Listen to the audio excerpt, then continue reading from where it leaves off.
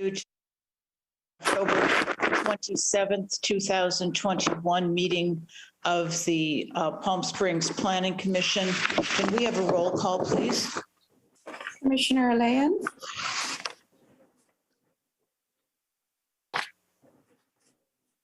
I am here. Commissioner Irvin? Here. Commissioner Hirschbein is excused. And Vice Chair Maruzzi, I'm sorry, not Vice Chair. Commissioner Maruzzi is excused as well. Commissioner Song? Present. Vice Chair Roberts? Present. And Chair Wormick? Present. We have a quorum. Can I have a report on the posting of the agenda, please?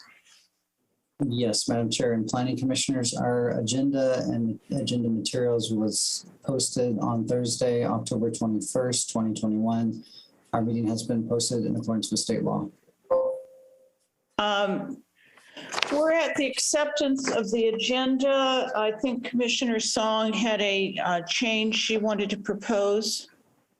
Yes, under public hearing, I propose item 2D, Sonia Investment, to be moved ahead of item 2A. And we will have some corrections on the minutes in the consent calendar. Are there any other changes proposed? Can I have a second on that motion? So moved. All in favor? Aye. Aye. Okay, this is the time for public comments. This time has been set aside for members of the public to address the Planning Commission on consent calendar and other agenda items and items within the general interest of and subject matter jurisdiction of the Commission. Please note that the Planning Commission is prohibited from taking action on an item that has not been posted. 3 minutes will be allowed for each speaker. Testimony for public hearings may be offered at this time or at the time of the hearing. Members of the public who would like to comment on items 1A and 1B are directed to comment under this portion of the agenda. Are there public comments? And you may also comment on the public hearings if you want to comment now instead of when that hearing is ongoing.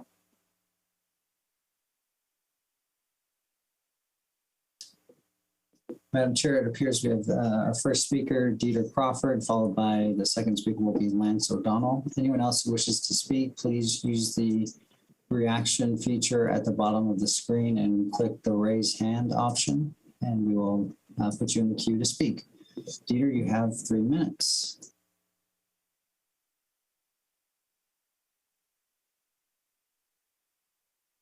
Good evening, Commission and staff. I just want to speak on, I'm not sure if you guys changed the item or not, but I want to speak on the project on Rosa Parks and also the project on West San Rafael at 305 West San Rafael. So I just would like to see these projects be open and not gated communities. The gates will prevent the flow of traffic and create barriers in the middle of our community. And the gates will also prevent residents from walking, biking, or driving to the other side of our neighborhood. We want to see more inclusive communities and also welcoming communities for everyone. We know many of the original Palm Springs neighborhoods, such as Vista Las Palmas, Old Las Palmas, and the Movie Colony, as well as Racket Club Estates, they don't have gates, and they have higher property values per square foot than many other gated communities within the city. And then with the allure at Rosa Parks, we'd like to see bus stop shelters there as well. There's a Sunline bus stop, and we'd like to just see some nice bus stops placed right there, as well as the landscaping and the gaps filled in the sidewalk. We're in favor of the development. We just really want to see it completed. It's been an eyesore in our community for the past decade, since the last real estate bust in 2008. And we're in favor of these developments altogether. We just would like to see them without gates. Once again, my name's Dieter Crawford, Vice President of the Desert Highland Gateway Estates Community Action Association. Thanks for your time and consideration. Thank you, Mr. Crawford. Mr. O'Donnell?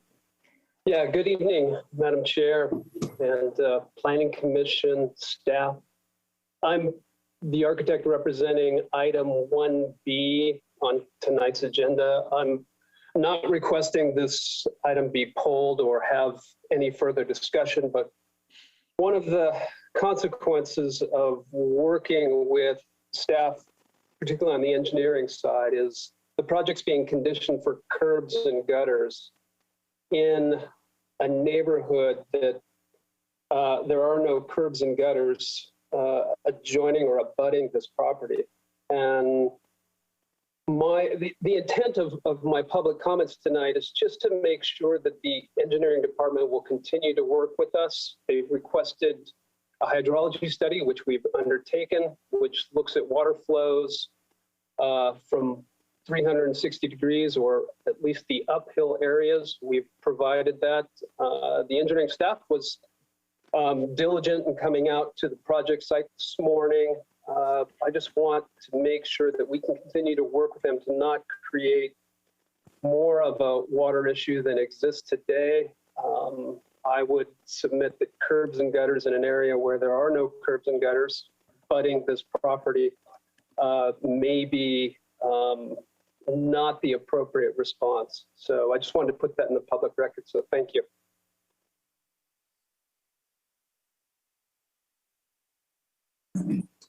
Thank you, Mr. O'Donnell. Anyone else who wishes to speak? Please unmute yourself and give us your name, and you'll have 3 minutes. Can you hear me? Yes. This is Linda Sackett. And I had a question on the Sunya Investments Tract Map. And my understanding is that I am a neighbor. I live adjacent to the proposed development. And I understand that this is just the application for the tentative track map to be approved that was previously approved in 2016. I have a question about the grading of the project and the subsequent height of the land or the pad. Is this an appropriate time to ask these questions, or is there another time that I should be asking these questions? We typically, Linda, we typically do not answer questions in public testimony, but the commission has heard your questions. Okay, so should I contact the city at a later time? Is this appropriate? Yes, you can contact staff and we'll be happy to answer your questions about the project. Okay, and if we had any concerns, or if other neighbors also had concerns, where would we address those? Right now during public comment. Okay, then my major concern, and probably my only concern, is the resultant height of the buildings that are behind myself and several of our neighbors. Will they be visible and overlook our backyards? Or will there be consideration during grading to make sure that no excess dirt is brought in to raise the height of that particular tract? That's my concern.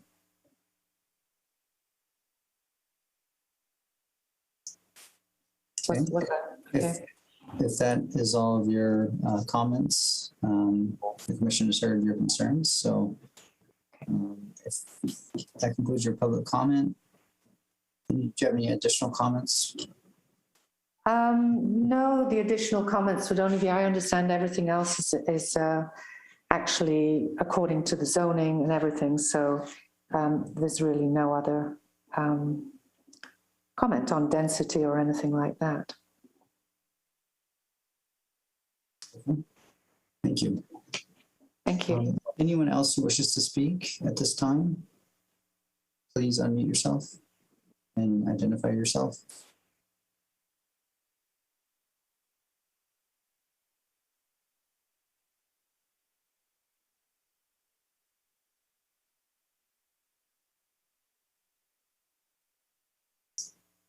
That appears to be all the public comments, Madam Chair. Thank you. The public hearing is closed. We're moving on to the consent calendar, and I'm going to take comments on the approval of the minutes of July 21st, 2021. Commissioner Roberts, you had a comment? Thank you, Madam Chair. On page 4 of those minutes, item number 8,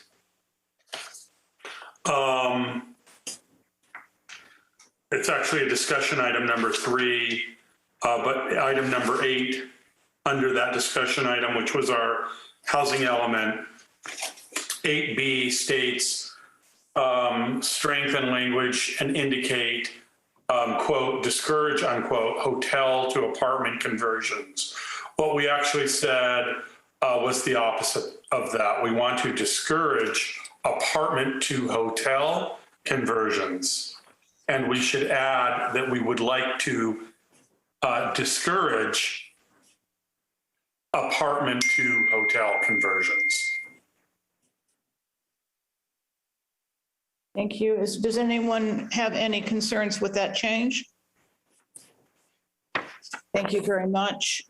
On the minutes of July 28th, 2021, I have a change on page 8. Let's see, page 6, and it's the motion. This is a motion that passed. Hirschbein seconded by Olanian to deny the application based on the ability to make finding 1. Finding 1 is that there were no youth centers within a 600-foot radius. The determination was made that the dance studio was a youth center. So adding the language of the reason we couldn't make finding number 1. Does anybody have concerns with that? And then on the minutes of October 31, 2021, I need to recuse myself on these for not being in attendance. Then we come to the second item, which is 1B02 architecture on behalf of Daniel NG for the construction of a new single-family residence located at 755 Cabrillo Road, Zone R1C. And I would have a question for staff on the issue of the curbs and gutters in a neighborhood that doesn't have them. Is that condition still in the approval, or have there been any changes? Madam Chair, this is Rick with engineering. Yeah, those conditions are still in.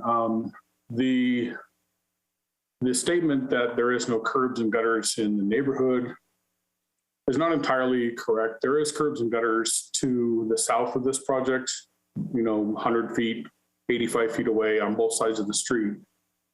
This particular project has a real anomaly in it, and it's a severe low spot in the street. And this is a mitigation measure to try to protect not just the house being proposed, but also the house across the street from where the water discharges. So we can work with the developer and the civil on it to try to minimize the least amount of impacts possible to them. But in reviewing this with their civil today and also with the city engineer today, we still feel that it's necessary. So the application stands on the consent calendar as written and presented to us. Correct. With the amendments to July 21st, 2021 and July 28th, 2021, and no amendments to 1B, can I get a motion for approval of the consent calendar?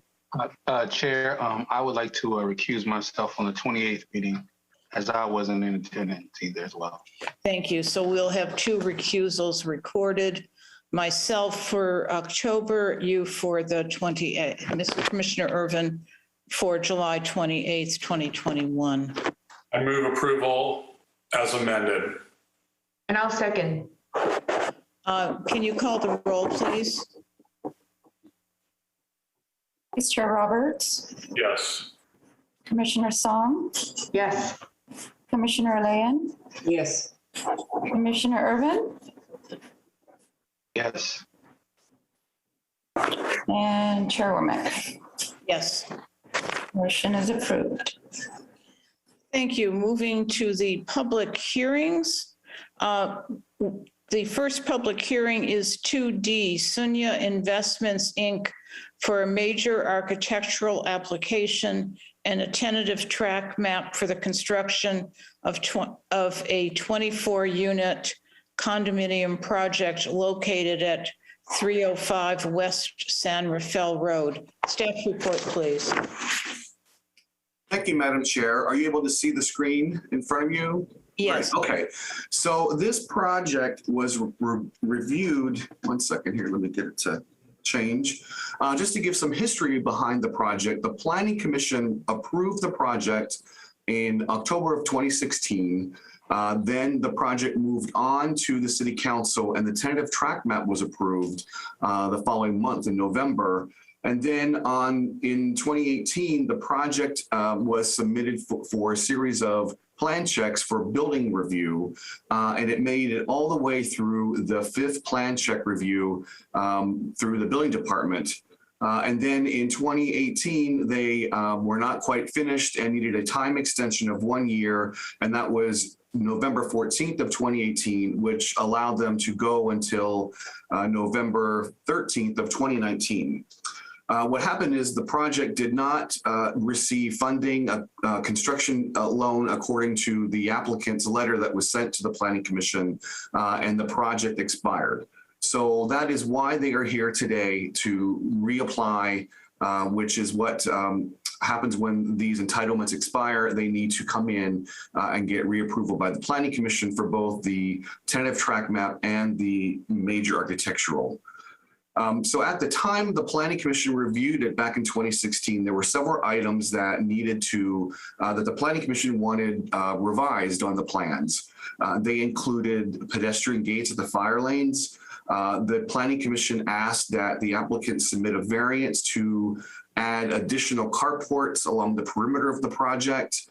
You asked that there be interlocking pavers for the fire lanes, landscaping to be utilized similar plants. You allowed the pools and spas to be 3 feet away from the property line.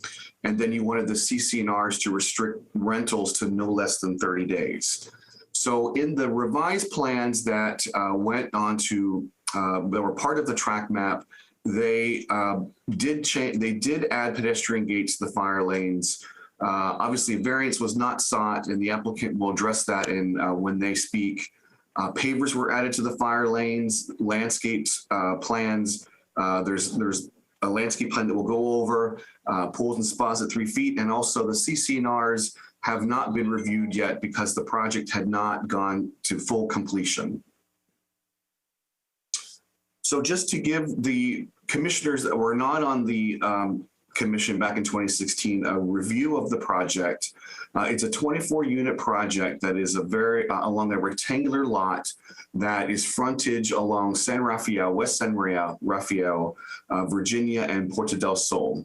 So you'll see in this drawing how the units are either a C-shaped or a T-shaped, and in the staff report it addresses the different sizes of the units. So they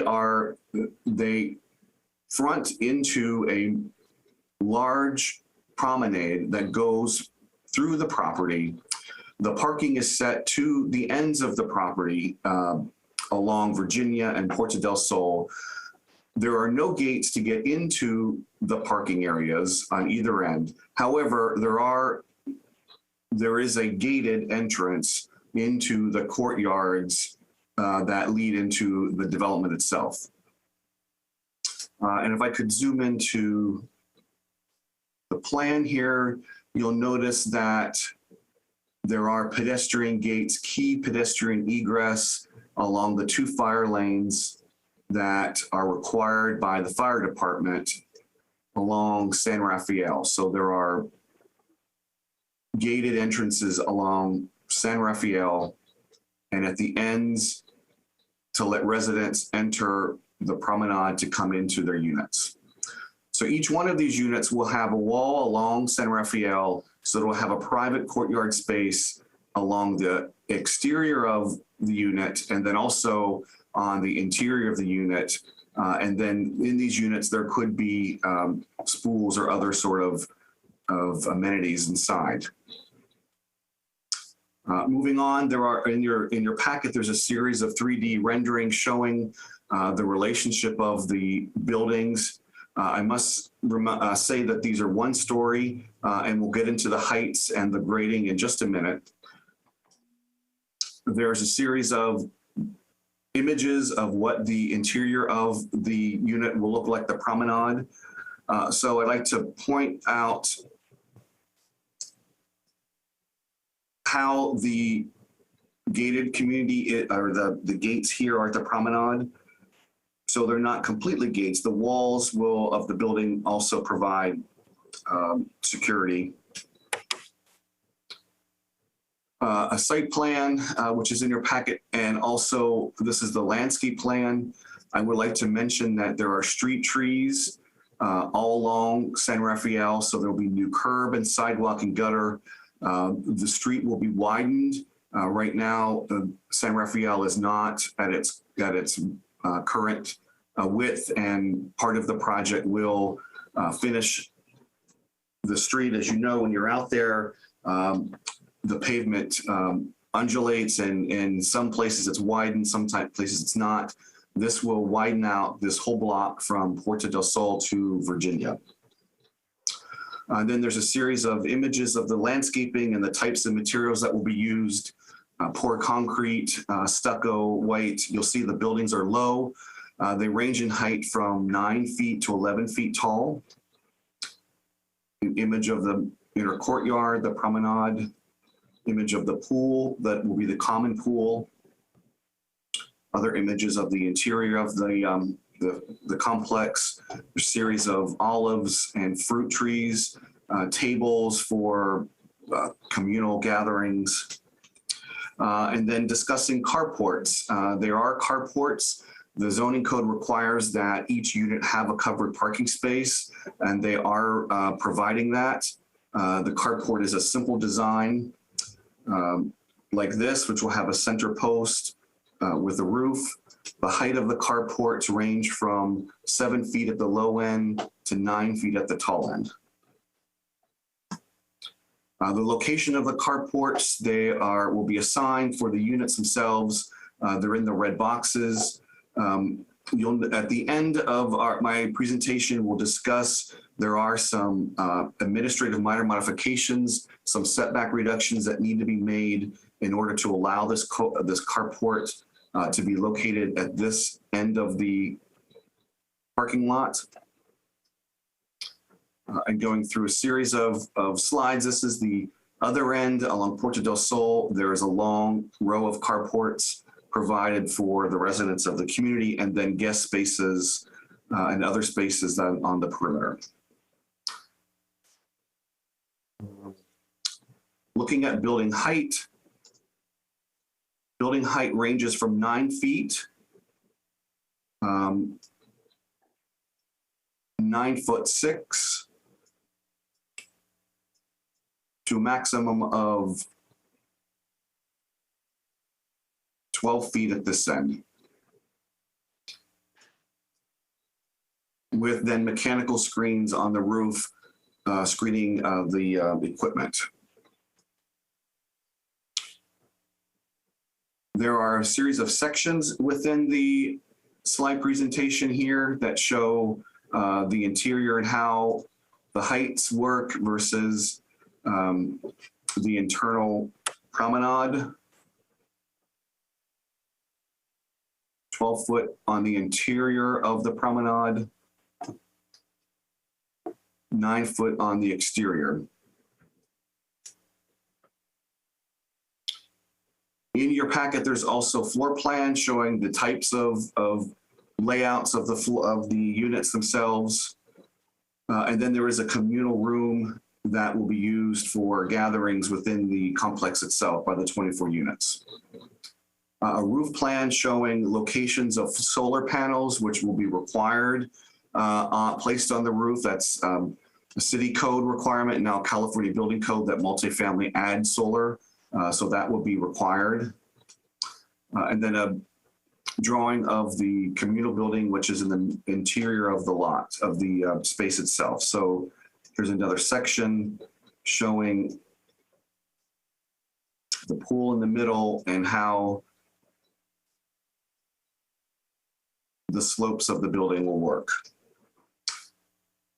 Moving on to images of the materials, textures, and colors. The applicant provided drawings or of the types of feels that will be within the complex itself. Adding eaves and board-formed concrete walls, steel pergolas. There are then sand ground cover, including DG.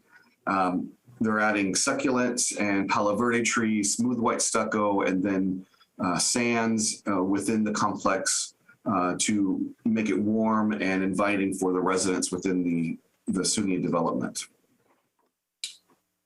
So moving through these landscape images, there are areas within each of the sort of pods of the development that have a different feel. This one has olive trees. The previous one was more open with communal areas, steel pergola to provide shade and meeting areas. And then we move on to the tentative track map, which the Planning Commission will recommend to the City Council. So this will go on to City Council for a track map approval. And looking at the grading plan, there was a question about the grading within the complex. If I just focus on this area here, you'll see that the topo line at the perimeter of the lot along the single family residences to the south is at 615. The pad, the finished floor pad is at 618. So it rises, it'll be slightly taller or higher than the units that will be to the south. And you can see in this exhibit, it shows how the pads move from Orchard del Sol up to Virginia. So there is a slight slope in the building itself. So that's showing a cross section. But in general, the lot will not be graded much. It will not be filled, and the units will not be elevated. And there is a 6 foot tall masonry wall that is required between the two units to the south. So staff feels that there will not be a significant impact. And I can go back to some of the elevations that show the windows. This is the south facing side of the elevation. And you'll see it's a series of slider doors that go out onto an outdoor patio. Which are about 6 to 7, 8 feet tall, which will be just taller than the perimeter wall. So there are no windows that would look down into the yards of the neighbors.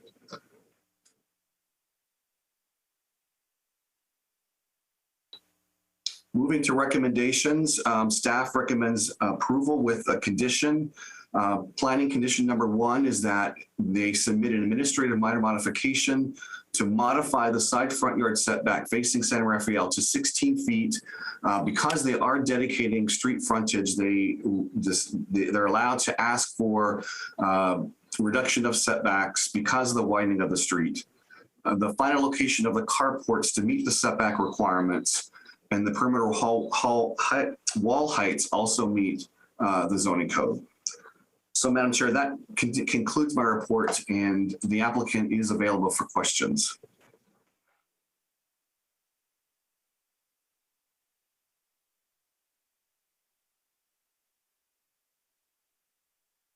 Kathy, you're muted. At this point, it's questions of staff. And are there questions of staff? Commissioner Song. Yes, good evening, Glenn. On San Rafael, what's the landscape width where the trees are located adjacent to the sidewalk? Good evening, everyone. My name is Jerome Pelayo. I'm the owner of the project in question. First of all, thanks so much for Glenn's terrific presentation. We generally don't have applicants answering questions when they're questions for staff. Okay, that's fine. Thank you. Let me, Maria, I don't know off the top of my head, I'll have to go look at, let me get to the plan. So the sidewalk is 6 feet and there's 2 to 3 feet between the wall and the edge of the curb, or I'm sorry, the sidewalk. I'm sorry, 2 to 3 feet south of the sidewalk? Between, I'm trying to zoom in on this image. Yeah. Let me share. Can you see that? Yeah. No. No, okay. Sorry.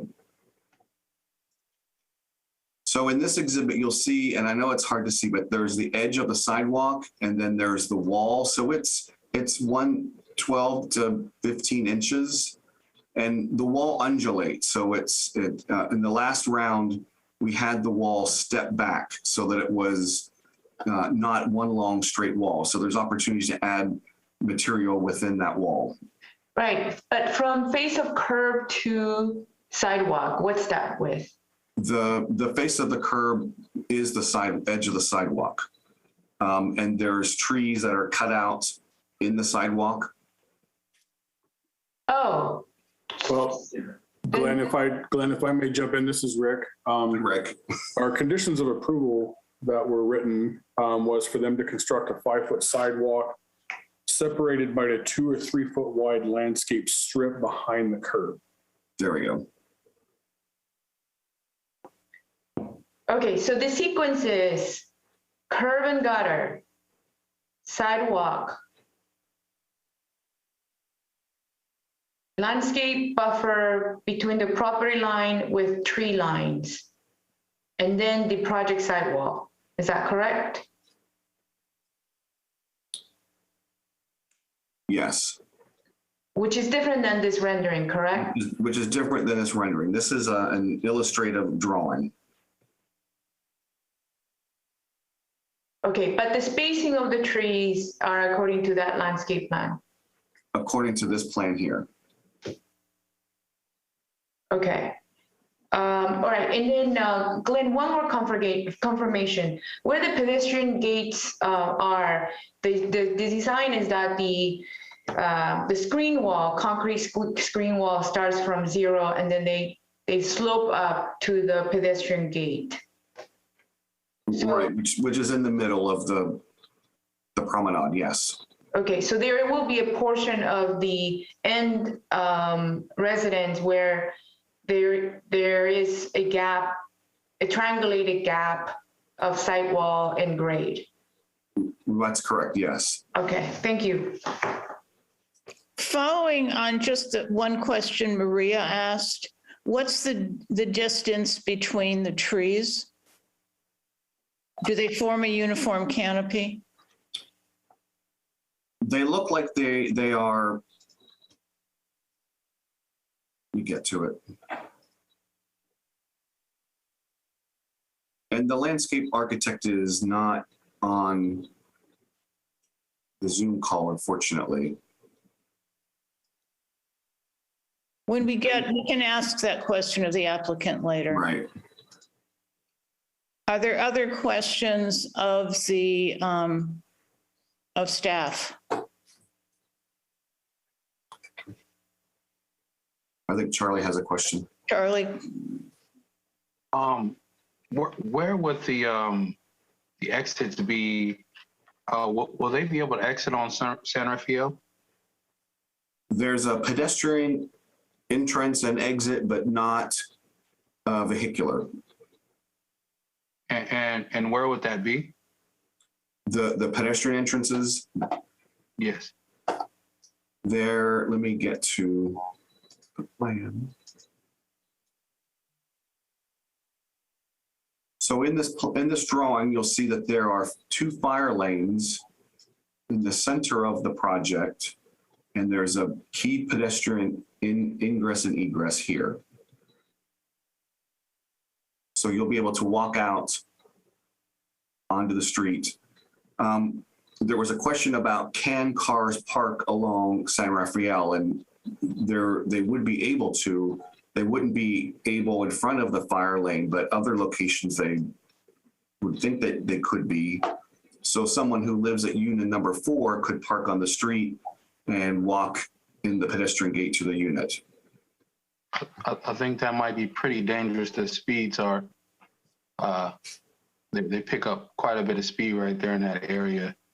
I was going to ask, did they think about any crosswalks or anything there? That's a little bit of a drag pad where they kind of speed through that area.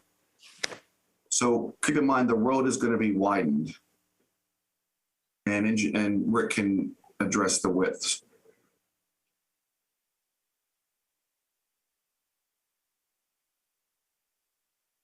Yeah, where the current edge of pavement is now, they're going to be widening that from the center line of San Rafael 32 feet to the face of curb. How that relates to the rest of San Rafael from Indian to Puerto del Sol area, that area will still be kind of narrow, but this section between Puerto del Sol and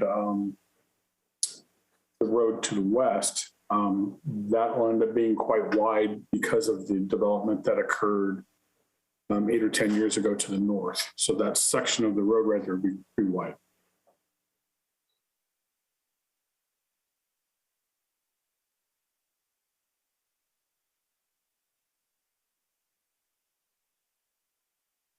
Chair, I have a quick question on the pedestrian gates. Are they locked so that if I'm going to visit my friends there, I can't, or if I'm walking on the street, I can't walk in?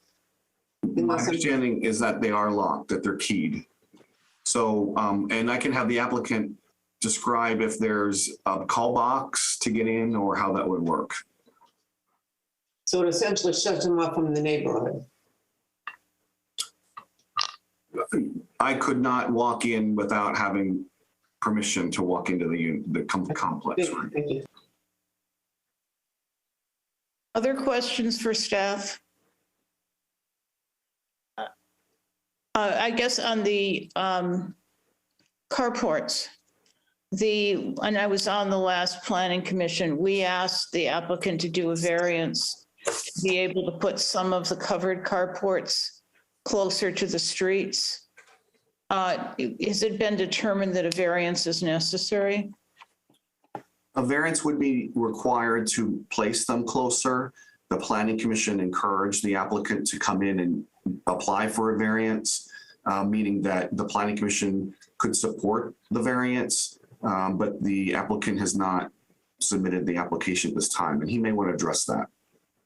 Okay, so are there any more questions of staff? They're seeing none. I'm going to open the public hearing. And the applicant will have 10 minutes to present to the project to us. And then the public will have a chance to speak. And then if the applicant comes back, we'll ask questions of the applicant at that time. So the public hearing is opened.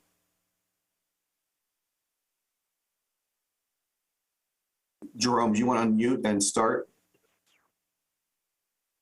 Sure. Good evening, everyone. Glenn did a terrific job of actually outlining everything, so I don't have a huge amount to add. I did want to just explain the architectural thinking behind some of the decisions that were made. Architecturally, as you saw, we're going for a minimalist look with clean lines and white stucco. We have some accent walls and trellises, like Glenn explained, to add contrast and texture. But essentially, the whole idea for the minimalist look is to allow the landscape to shine. We have that acre of beautifully landscaped common space in the middle, and we feel like that simple aesthetic of the homes creates the perfect backdrop for that. And that's really what we're most proud of with this project, is that we laid out the parking and the homes in a way to create this acre of communal space in the center, essentially to create a beautifully landscaped experience for people walking from their cars to their homes, and to get an opportunity to just interact a little bit more, get to know your neighbors, and that was really a central point for our decision making. I also wanted to highlight the fact that we're well below the allowable density. So we're allowed 60 units and we're only building 24. And we're significantly exceeding the open space requirement. We're at 65% versus 50. So we're really trying to create this open space, less paving, more landscaping, low buildings, low profiles, and just this really beautiful experience in the center. We have this the pool area in the center with 2 pool areas. Or 2 pool buildings, I should say.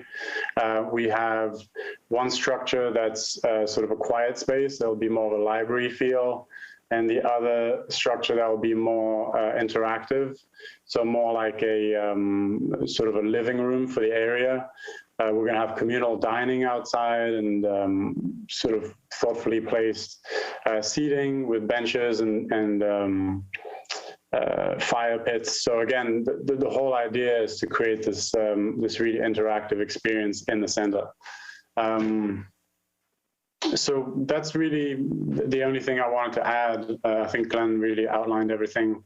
As far as the grading, I think Glenn spoke to that already. We don't feel like we're looking into the neighbors' properties at all. We have the masonry walls. We're not. We don't really have any opportunity to see the neighbors' properties, so I think that's been addressed. And as far as inclusivity, exclusivity, we have gates on the on San Rafael for the fire lanes, but those are more to keep people from driving in, only to find out that there's nowhere to go. So that's more about that. The parking areas are not gated, but as we discussed, we do have some pedestrian gates. But again, we have this space in the center, and we're going to have dogs running around. We're going to have kids running around, and I think it's more to keep people in than it is to keep people out. So we don't. It is an unusual design, but we feel like it is important to just have some gates there so that the kids and the dogs don't run out. And so that was my thought on that. I'm happy to answer any other questions that were missed. Thank you. Are there other members of the public who wish to speak?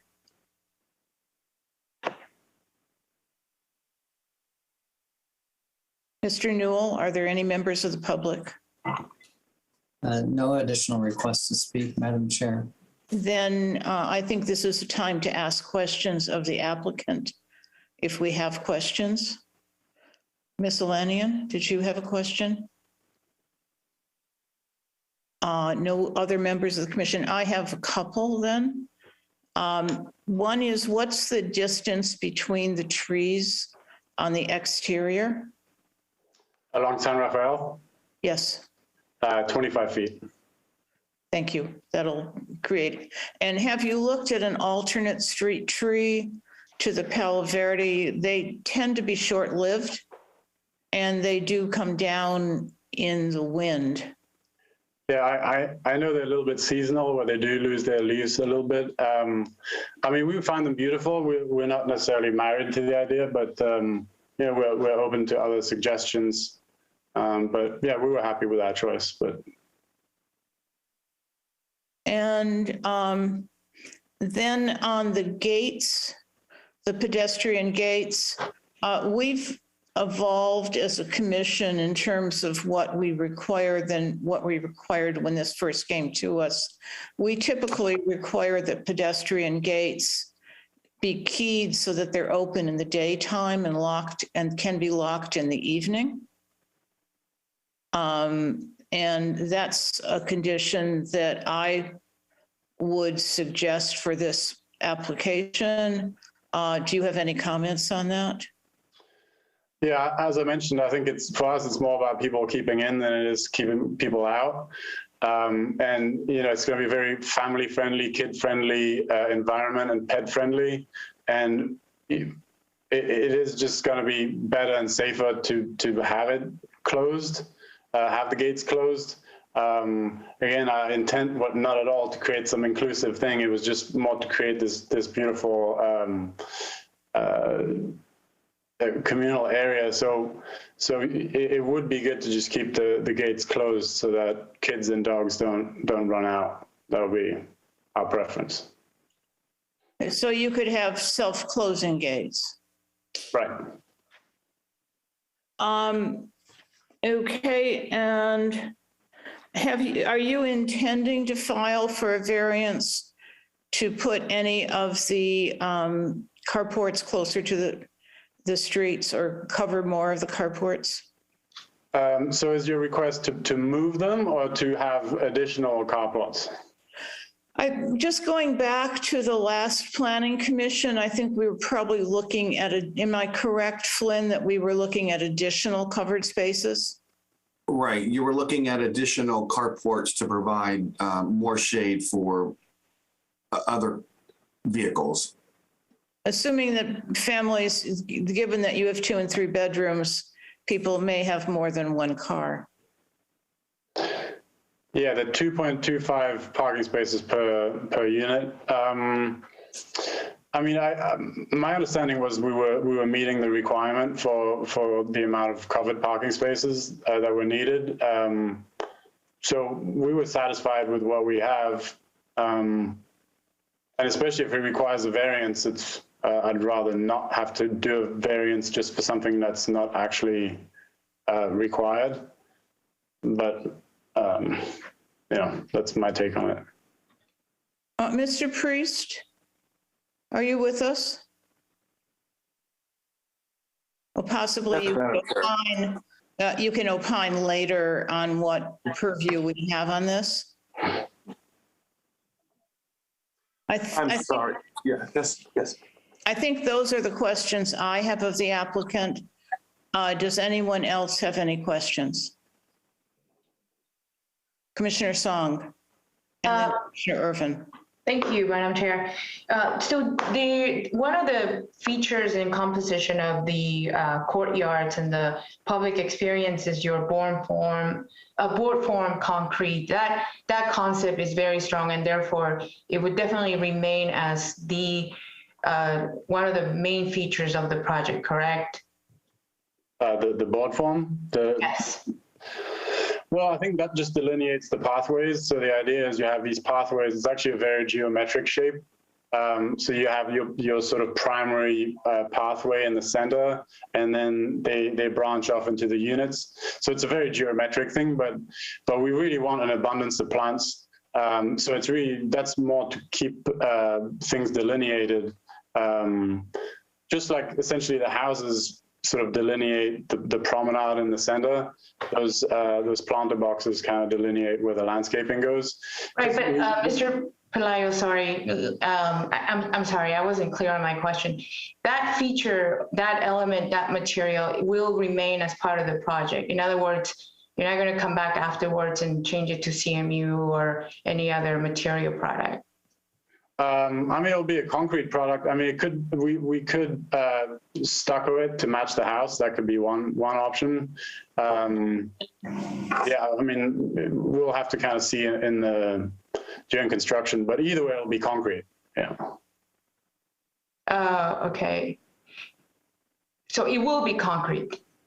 It'll definitely be concrete, but it could be CMU that's stuccoed over, or it could be poured concrete. You know, I don't know which one we'll select, but it'll definitely be concrete. But you've presented us with board formed concrete. Right. Okay, and what's the price point as your finance and sell point, has that been discussed as far as sort of what would be the selling range on this project? Yeah, high sixes, low sevens. Okay. Okay, those were my questions. Thank you. Commissioner Irvin. Yes, to the applicant, have you built this type of project before? Yeah, I've built many subdivisions, but by what characteristic are you referring to? Anything similar to design or anything to this location? Not to this location, but yeah, we build a lot in LA. We have several projects in New York as well. That's actually very much like this. It's 55 single-family homes that's laid out in a very communal way to limit the amount of traffic, so there's more interaction. So this is kind of some of the stuff that we like to do. So they have gates around them as well? Some of them do, some of them don't. Okay. So the ones that don't, do they have the same similar idea for the inside that you have, where you want to keep the dogs and the children safe? So the other project that's similar to this is on 178 acres. So that's impossible to keep confined. So it's just a different set of circumstances. But in some of the projects in LA, we do have some fencing to keep the dogs in, and people actually request that. So it just really depends on the layout of the project. I mean, each project is different. Okay, so just for this project, you decided that the gates would be safe to keep the animals and the children that are going to be in there outside of me, correct? Yeah, I mean, in my opinion, this project lends itself to that, yes. Okay. All right, thank you. Thank you. Are there any other questions of the applicant? There being none, the public hearing is closed. Thank you. The matter is before the commission. Before I open it up to the commission, I wanted to ask Mr. Priest to opine on what purview we have to add any additional conditions other than what is required for a major architectural application. Yes, Madam Chair, members of the commission. If you believe that the facts and circumstances of this application merit placing a condition such as I recall, you were talking about like a coded pedestrian gate or something similar to that, you can certainly add a condition. But you would need to find that there is some particular circumstance with the project that would merit that to add that condition. I know that in the past we have imposed a similar condition, as you noted, Madam Chair, about coded pedestrian gates. If you believe that those are necessary for this project for health, safety, welfare, then you can do that. Thank you. And we could also believe that completely locked pedestrian gates aren't safe for this, aren't appropriate for this project. Yeah, if you make that, if you're making that finding, then you can add that condition that they not be 100% locked, but they be covered. Yes. Okay, I think what This is the first time we're doing a major architectural application on a project we've seen before, or a few of us have seen before. I may be the only one here who's seen it before. I'm not sure. Oh, Commissioner Roberts has. Commissioner Song from AAC, probably. So is this going to AAC after us?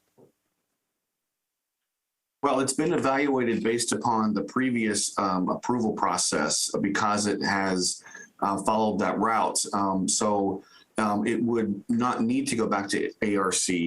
This would be your time to add conditions to the project. Okay.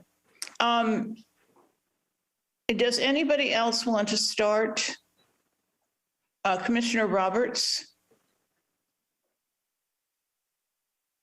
Thank you, Madam Chair. I will be brief. I first want to compliment the architect on how well this design has held up. I'm impressed about its lack of density and height. I like its amount of open space. I think it's an interesting take on multiple housing. It seems to very much encourage interaction within its community. I'll be brief. I would move approval as presented, with the exception of adding having the pedestrian gates open during the day. They can be locked at night, which I understand for safety issues. The gates don't have to be open, but they need to be unlocked.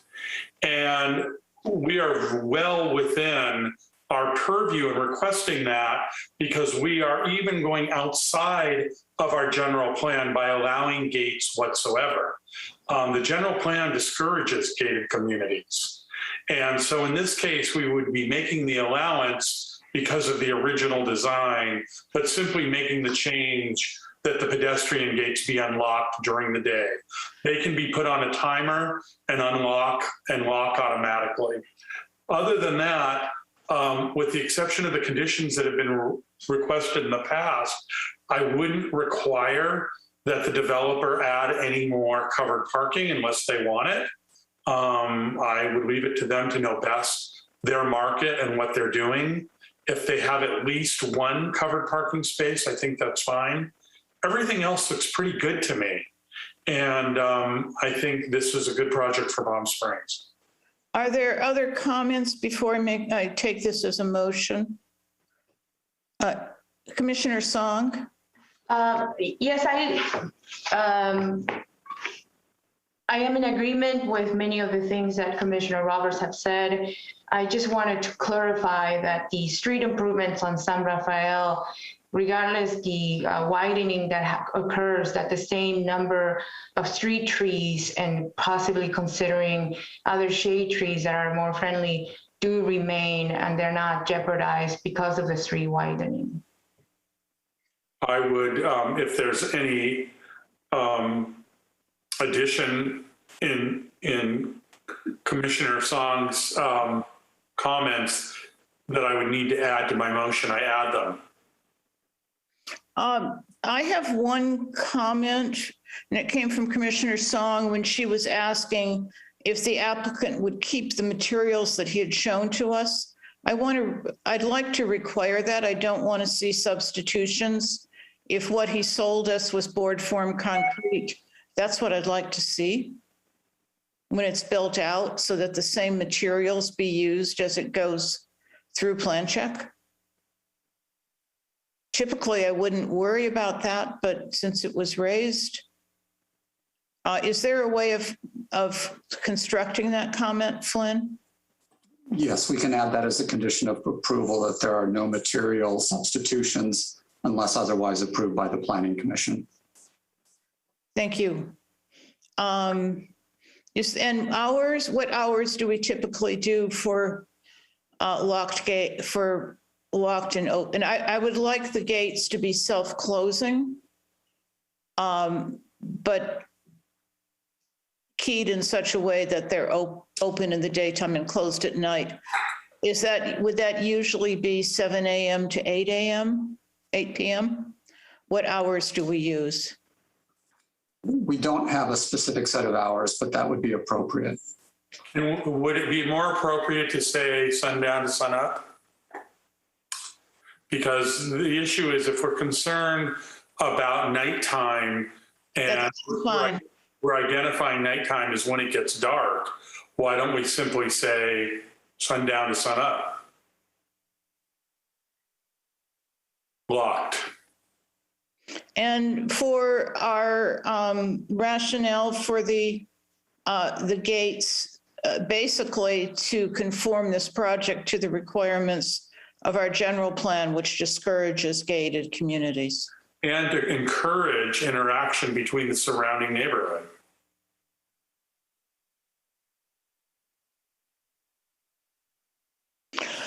I think we have a motion. Is there anything else anybody wants to add? So I have a motion from Commissioner Roberts, a second from Commissioner Song. Yes. Okay, can you call the roll? Vice Chair Roberts, Yes. Commissioner Song, Yes. Commissioner Leyen, Yes. Commissioner Urban, Yes. and Chair Womack. Yes. Motion is approved by 0. Congratulations, and we hope to see you in construction soon. All right, thank you so much. Madam Chair, I also want to say for the benefit of the developer, you know, if you have issues along the way and you need to make changes that can't go over the counter with our planning department, you know, we encourage you to come back if we can help you. I really appreciate that. And thanks for the kind words. You bet.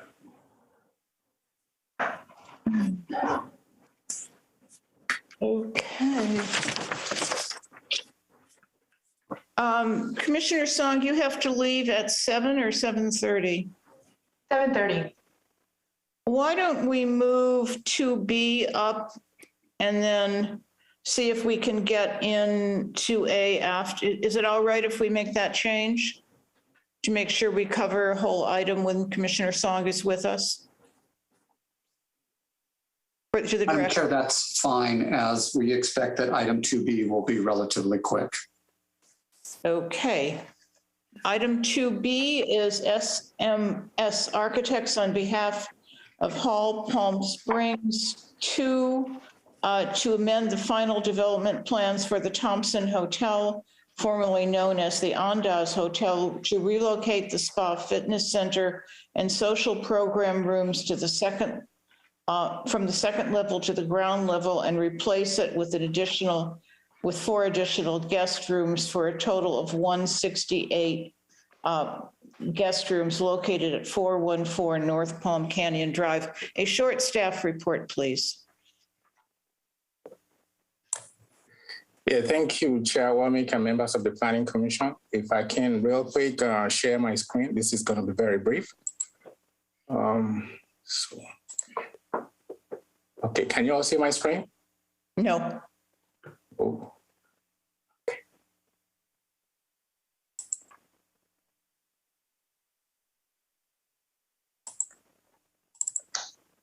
What about now? Yes. Okay. All right. Once again, Madam Chair and members of the Planning Commission, thank you very much. If you recall, this item was presented to you back in June of this year. At that time, it was to amend the final development plans to allow additional 14 rooms to bring the total to 164. This time around, it is to add 4 more rooms, and by replacing the former social and fitness area on the second level to revert it back to what it was originally, and replace that with 4 rooms, and then relocate the fitness and social rooms to the ground level. So in effect, that's just what the amendment is all about. I'm just going to go real quick and go through the screen that I have for you.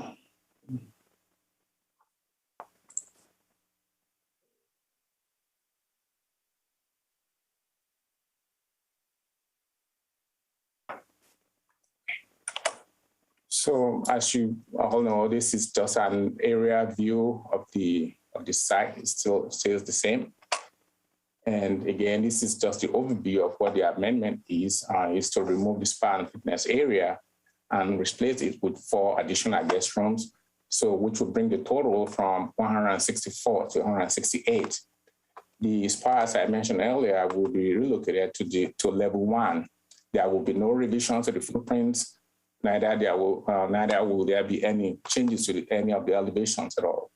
There will be enough parking for the development. As you all recall, it is overpacked as it is today. So this is the floor plan of the area in question. So this area that I highlighted here is building A.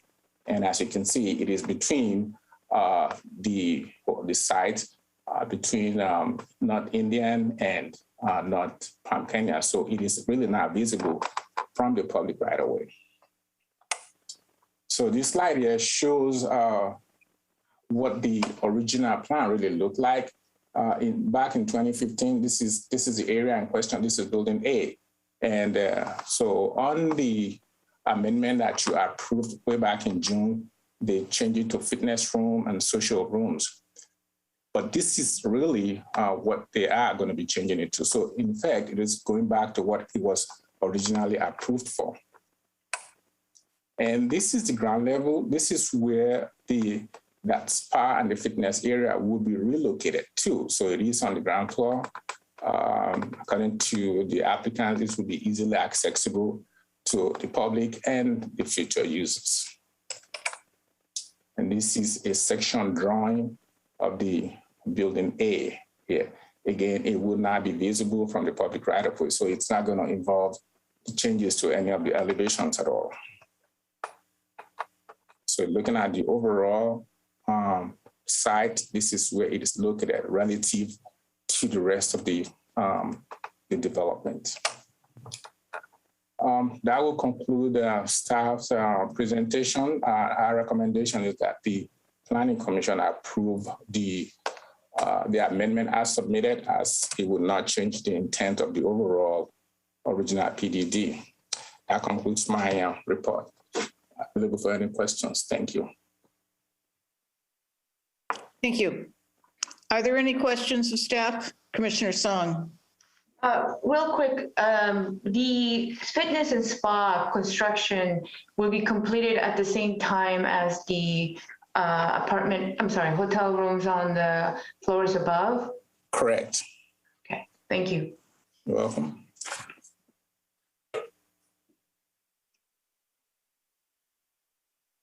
And the CFO will require completion? Yes, that's my understanding. That's correct, Madam Chair. Are there any other questions of staff? Can we open the public hearing?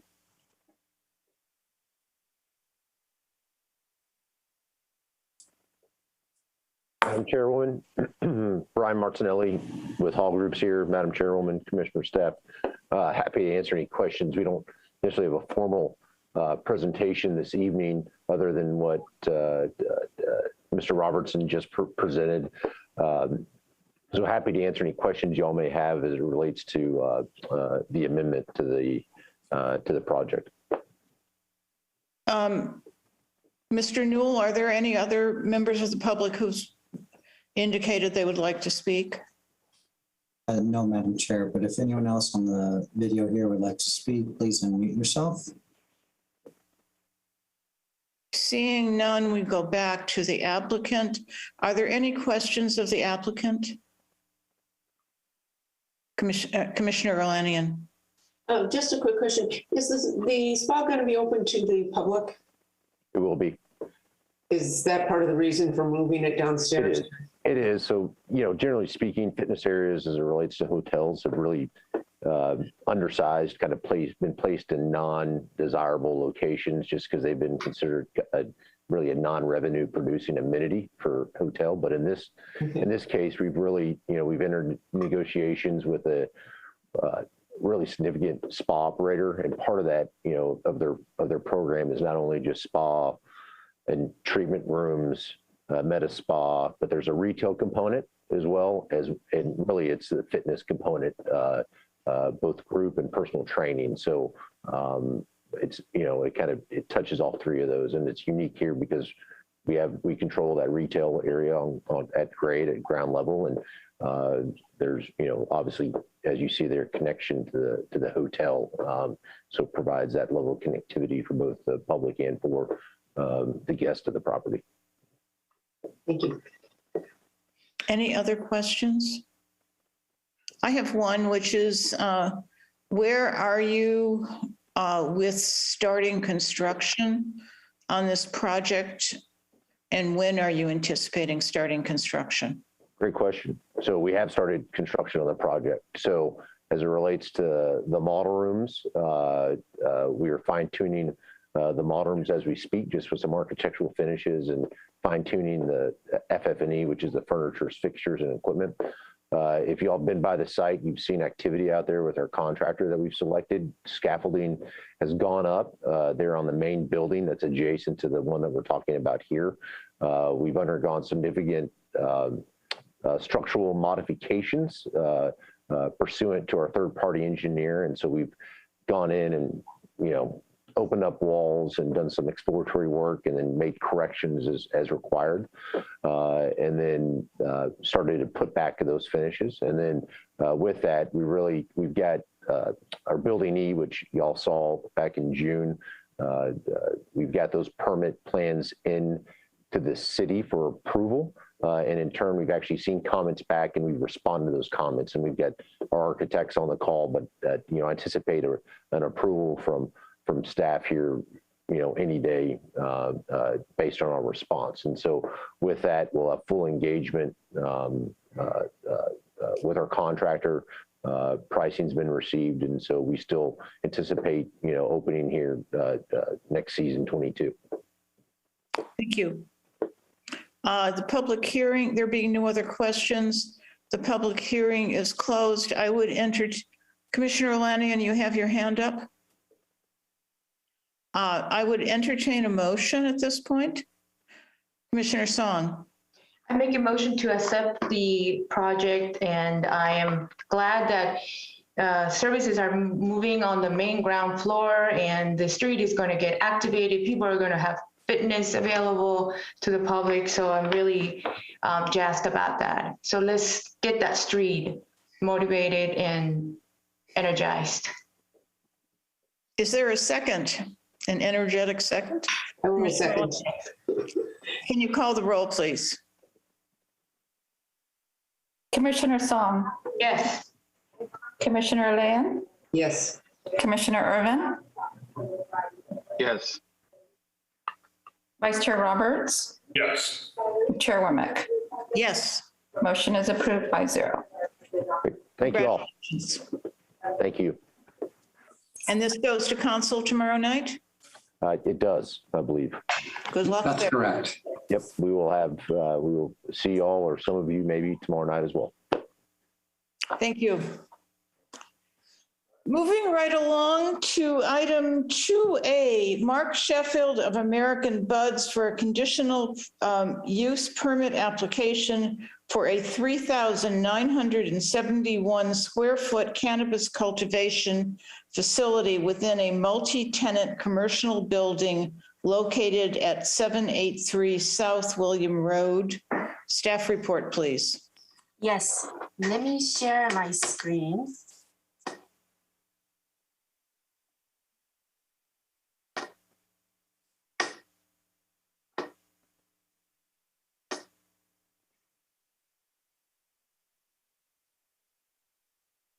Sorry, my computer froze.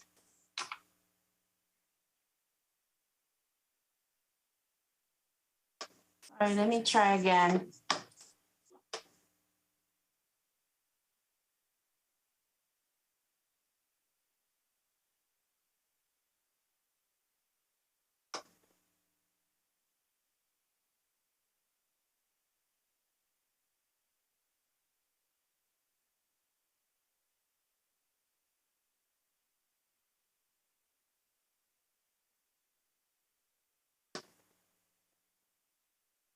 Right, can you see my screen? Yes. Okay, thank you for your wait. This is a proposed cannabis cultivation facility at 783 South Williams Road. Sorry, I'm having an issue here. All right, so the American Buzz, the cannabis facility is a 3,971 square feet in the area, and it's proposed by Mark Sheffield. The business obtained a city-issued administrative cannabis permit on December 10th, 2018. And if the project is approved, applicant is proposing to operate a cannabis cultivation facility at this location 7 days a week between 8 a.m. and 7 p.m.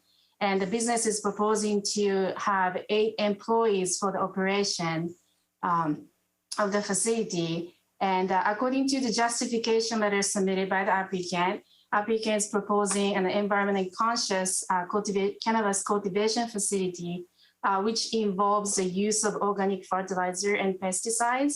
And the business aims to create zero waste.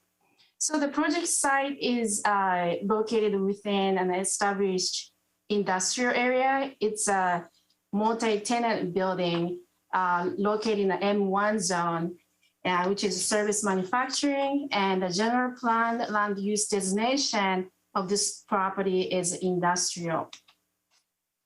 The site is developed with 2 buildings, and the proposed cannabis facility will be located in the building B, which is the rear portion of the property as shown here. And the building B is a predominantly commercial and industrial in nature, as it's shown here in the table that shows the tenants. This is a floor plan of the proposed cannabis facility, cannabis cultivation facility. The cultivation area is going to be 2,263 square feet. And the tenant space will accommodate accessory rooms such as vegetation, cloning room, a dry room, trim room, and office, hallway, restroom, and vestibule. It's just the rooms that are required for the operation of the cannabis cultivation facility. The applicant is not proposing any exterior alterations. However, the applicant is proposing interior alterations to create a box within a box construction to make sure that the cannabis odor is trapped inside of the facility. Based on the sensitive use study submitted by the applicant, which is attachment number 6, the proposed facility, there will be no protected uses within 600 feet of the project site, such as schools, daycare centers, childcare centers, public parks or playgrounds, or youth centers. The map that's shown on the left here just shows the distance and the 6-foot buffer measured from the project site. As you see, the Moose Park is approximately 1,061 feet away from the site, and the Seattle Vista Charter School is about 1,076 feet away from the project site. The zoning code does not define a youth center. In conducting a zoning review, staff consider the youth center is something that's a public and or quasi-public facility, which excludes for-profit private entities such as commercial enterprises. And just to give you some information about code compliance, particularly cannabis-related facilities, it's usually led by the Code Compliance Division of the Police Department. And according to the staff conversation that was held with the Code Compliance Supervisor, Mr. David Resio, the division is currently in the process of hiring 2 officers as a cannabis compliance officers. The recruitment process has not been completed and no training has been done as of today. Once these officers are selected, the cannabis compliance officers will conduct the site inspections to ensure that the required security measures are properly implemented and all security equipment is in a working order. And the officers will confirm that the cannabis facility is operated as approved by the city.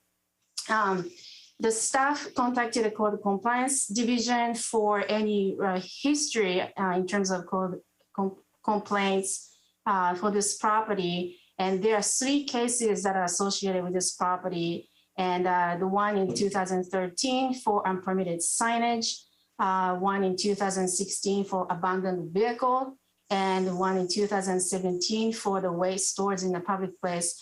All these cases are closed and none of them is related to cannabis use. And then also as a part of this application review process, the staff forwarded the proposed plans to the police department for review and comments, and that they did not have any specific comments or conditions for the approval of this particular project. The city issued an administrative cannabis permit in December of 2018, and the city adopted ordinance number 2007 in 2019, which amended the city's cannabis ordinance citywide. And the applicant submitted the CUP application in February of 2020. When the ordinance number 2007 was adopted, this language was actually included, giving the applicant additional time to apply for any land use entitlement, and that such application will be reviewed in accordance with ordinance number 2007 regulations. Based on the review, staff finds the following. The business obtained a city-issued cannabis permit after going through a very thorough review by the city attorney's office, Office of Special Programs Compliance, and the police department. And according to the information submitted applicant, there are no protected uses located within 600 feet of the project site. And the proposed use is compatible with other existing land uses. And again, the site is located within a well-established industrial neighborhood, and there are other existing cannabis businesses on site. And the odor control plan has been reviewed and approved by the city contracted odor control consultant. The project is consistent with the general plan, and the project is also generally consistent with the zoning regulations, with the exception of the provision of 1 handicap parking space. However, this should not be an issue for this site, as the site provides a sufficient amount of on-site parking spaces. And staff is recommending conditions of approval for this project.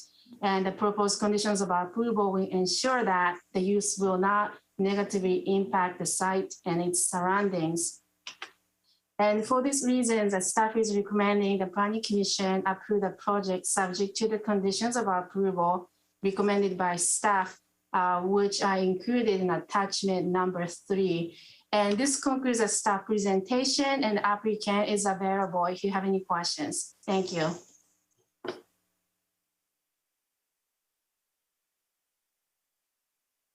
Questions to staff, and Miguel McCann, if you're here and you'd like to comment on the application.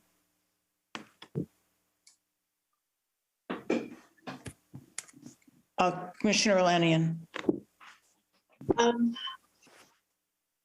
The sensitive uses, there are no sensitive uses within 600 feet. I get that. I noticed in the staff report, it alluded a couple times or reported that the closest residential zone was 373 feet away. I know that under the current ordinance, you can't be for a grow facility within 1,000 feet of residences. Is that something that changed with the new ordinance, and or what was the previous requirement, or has it always been 1,000 feet, or what's the? Be concerned about the proximity. Yeah, under the previous ordinance, there was no separation requirement from residential, I believe, but Director Fag might be able to clarify if I'm incorrect. No, that is correct. The separation from residential was added with the 2019 update to the code. Okay. And is there a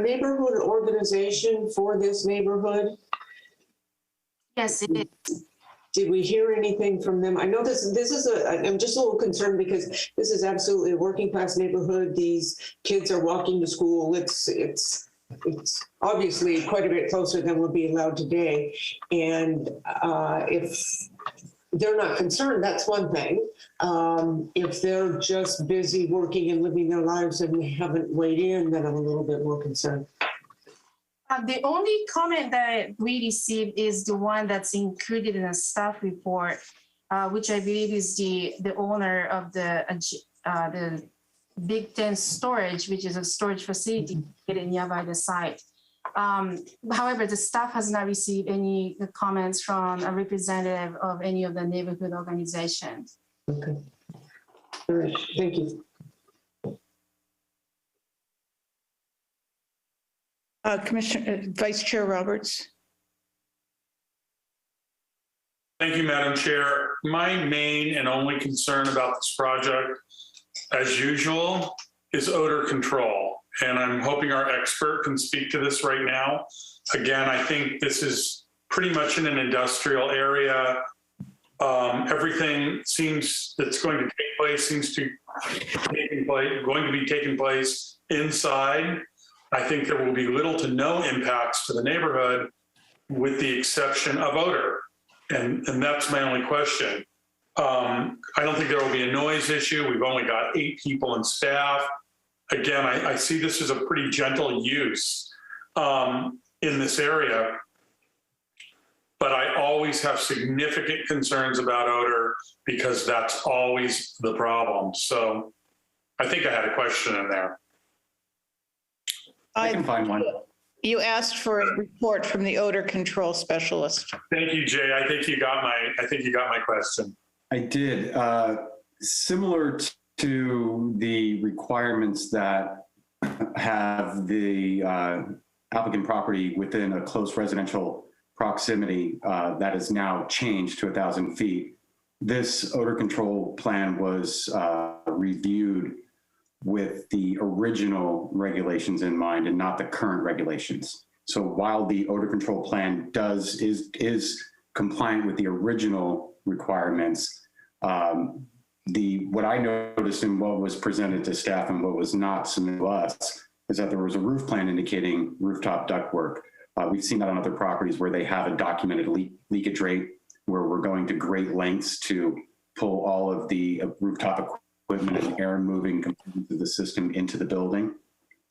So in that respect, you have some documented leak rates that you could point to right now before this project even starts and say, yeah, that's where you have known leakage. So while this complies with the original requirements, it does not comply with the new requirements. So having said that, Jay, what do they need? What more do we need to request here? It would be similar to the control here, where the air moving components of the systems are brought into the building. There might be a little bit of confusion on this. If you look at the staff packet we have on our transmittal where we review it, we list the documents that we receive. On those documents, you'll notice there's one sheet called P2, and there's only that one sheet. There's other documents, but there's only one plan.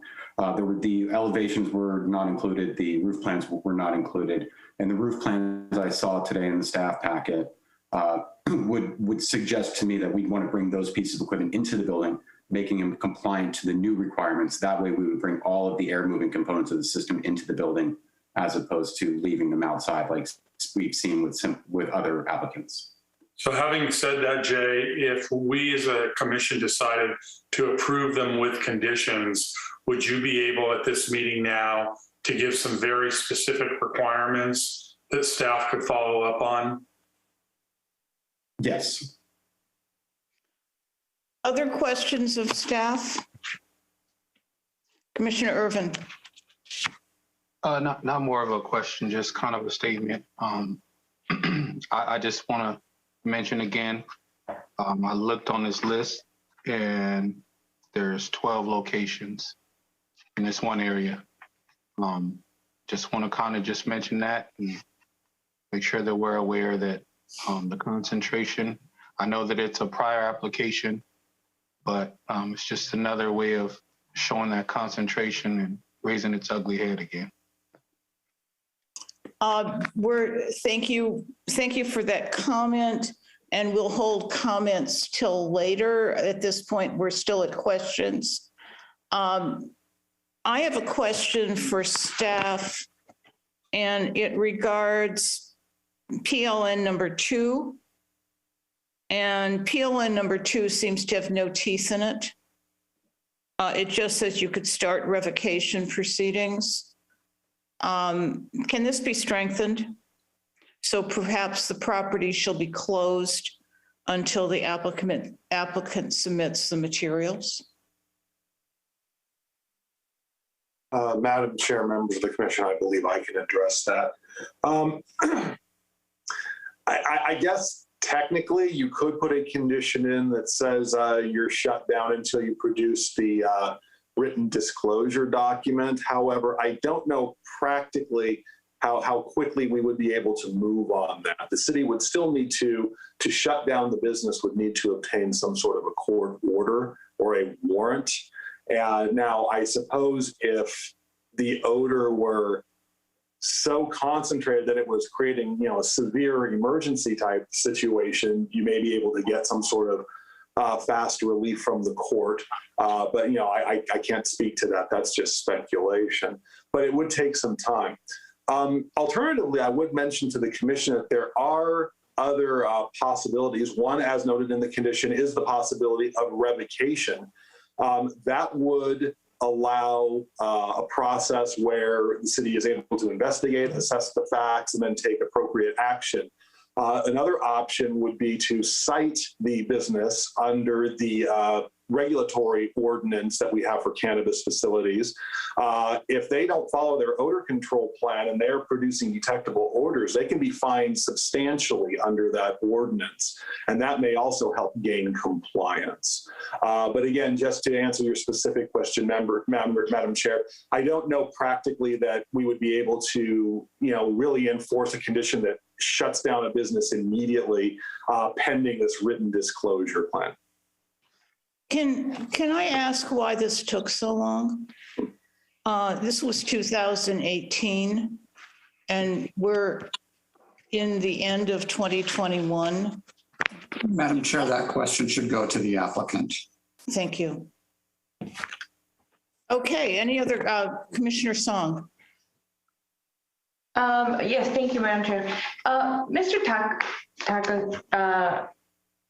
I'm uncomfortable with this package because it shows that they have a parapet of 15 feet, but it doesn't really show, what the height of the existing roof is.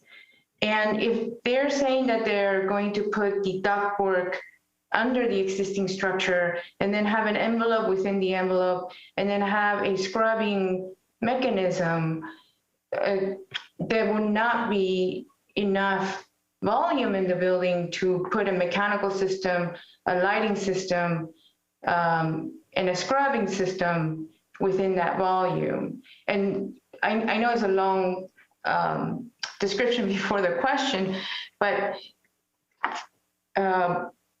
do you look at that, or do you, because the plans solely show the mechanical calculations and truthfully, they don't show a duct layout, that's sufficient to trust that the roof plan without only showing the existing HVAC units is sufficient? Well, I can tell you from a design perspective, there's many ways to design a successful cultivation facility. I can tell you the preferred method in my office when we're the engineer of record on cultivation, there's no ductwork in any of the rooms. We use split systems and refrigerant and remote condensers. We don't have ductwork. We don't have rooftop units. There's no vertical limitations to the equipment we use. So we wouldn't be impinging on lights or anything like that. So I try not to,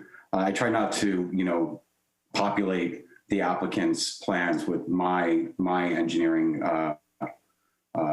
selection, but it does show that the equipment could certainly be brought in the room without impinging ceiling at all. Okay, but it says existing HVAC unit. Is that enough information for you? Oh, absolutely. To state that the air moving components are outside of the building, yes, absolutely. It's not enough information to give you an idea of what the system is, but it is an air-cooled system with the fans outside.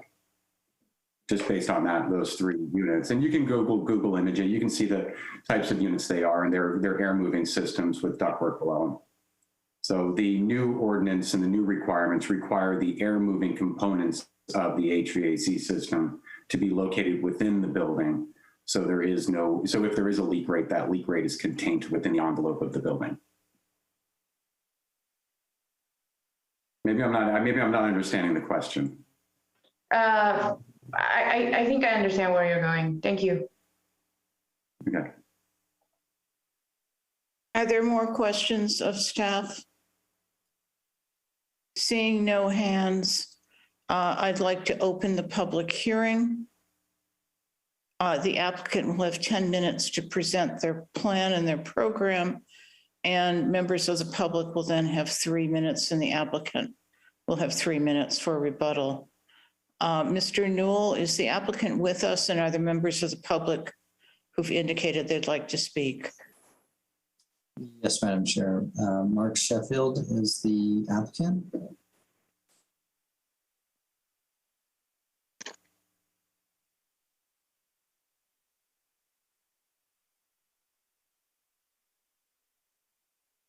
Would you like me to address? Yes. Good afternoon or good evening. I don't know what else, a whole lot I can add. As far as the units being outside, I am going to use mini split systems, and the compressor will be outside, but the main unit will be inside. And there's no transference of smell in regards to that. Another thing I can add is we went above and beyond for the odor control, the odor scrubbers, the CO2 machines. They were designed for a larger facility, 15,000 ink.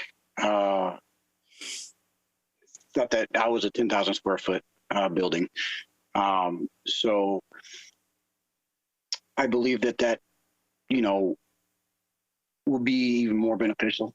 I consult with other cultivation facilities, and I've set up a few, and I don't have any issues with those as far as odor as being a problem. The only other thing I'd really like to add is that, I do plan on being a green cultivator, hopefully one of the best in the nation. I will use a blend of organic fertilizers in the soil. I'm not going to have runoff or storage tanks like hydroponics systems use. So there's not going to be any water waste that goes into our drains and seepage into our ecosystem. I plan on amending and composting my soil and reusing it for future harvests. So there's not going to be any soil waste or minimal soil waste. I plan on finding a vendor for the hemp, the stalks and branches, so that we can get use out of those. I also plan on using the best equipment that we have available today. LED lights, they are significantly less. They're at least 30% less electricity usage. They also require about 30% less AC units. And then, on top of that, I plan on using the most efficient and advanced carbon filters and AC units that we have available at my disposal. Thank you.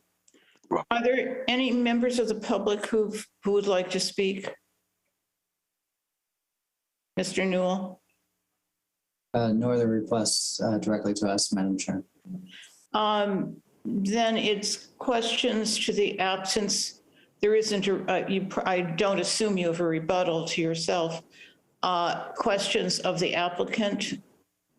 Commissioner Roberts. Thank you, Madam Chair. Mr. Sheffield, I hope you understand the gravity of our concerns with respect to odor.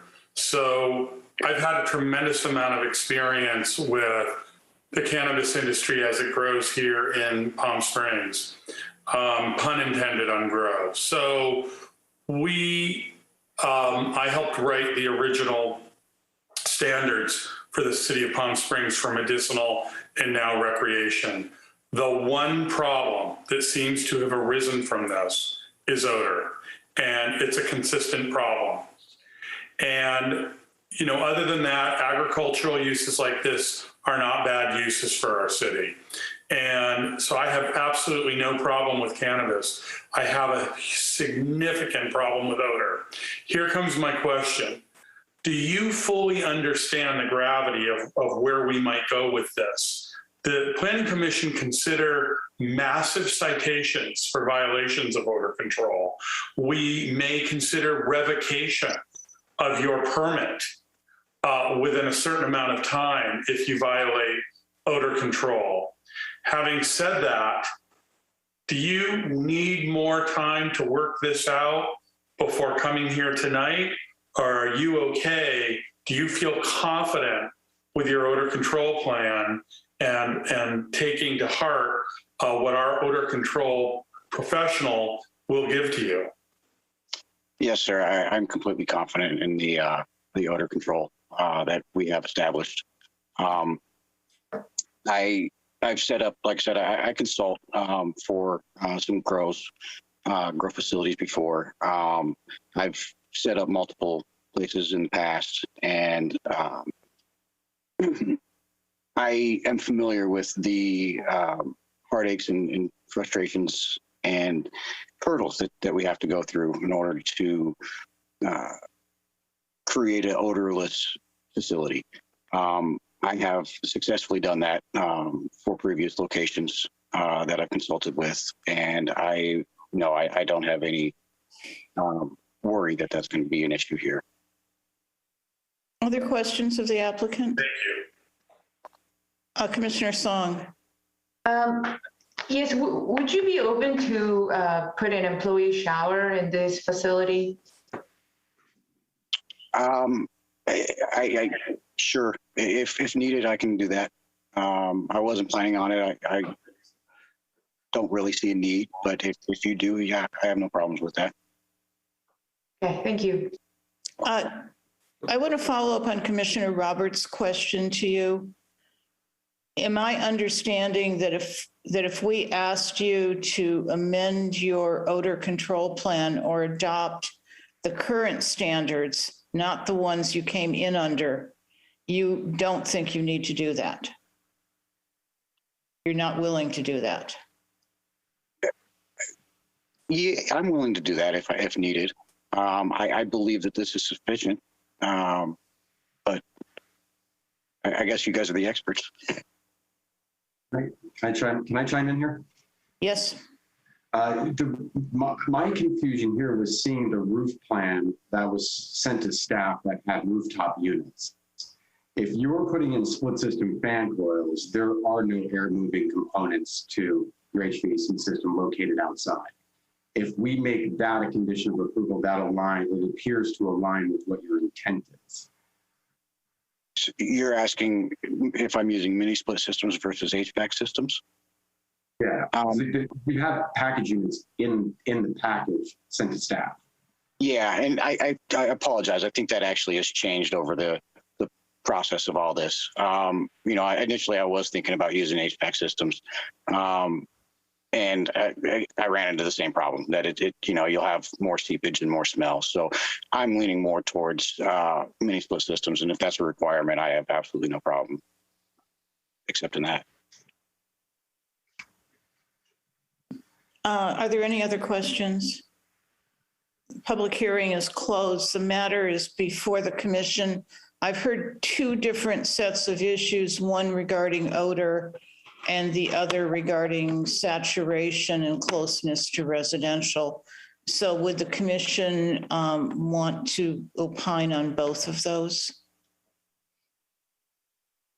Commissioner Song. The simplicity of this is that I am concerned about the proximity to the residential.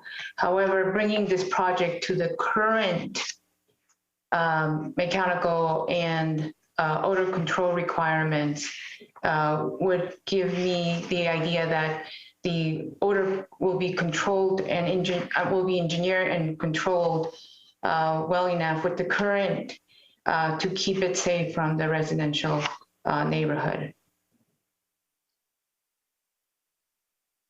Other comments? Yeah. Commissioner Irvin. I would agree with that. If that's the wording that's going to be put in place for the motion, I would be fine with that.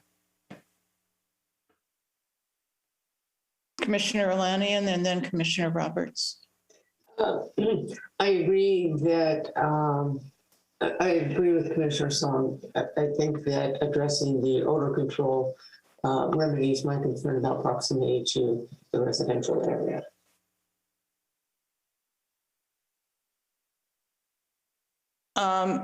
Okay, so, and that satisfies Commissioner Roberts? I had other comments. Other comments, and I have some, I think I would like some clarifications on PLN 2. You want to go first? No, go first. I just simply want to say that I'm never satisfied about odor control plans until we see them actually working. And what I like to do is put in some very strong teeth for citation and the ability for revocation. I would suggest that we have a 3-pronged plan. I would look for some thoughts from Mr. Priest on this, but I'd like to initially set up a citation. If we have odor seepage from the building, we'd have a significant citation to start in excess of $10,000. I'd like to, at that point, give the company a certain amount of time to mitigate the issue. And if the applicant couldn't mitigate the odor problem within a certain amount of time, we would move towards revocation of the permit.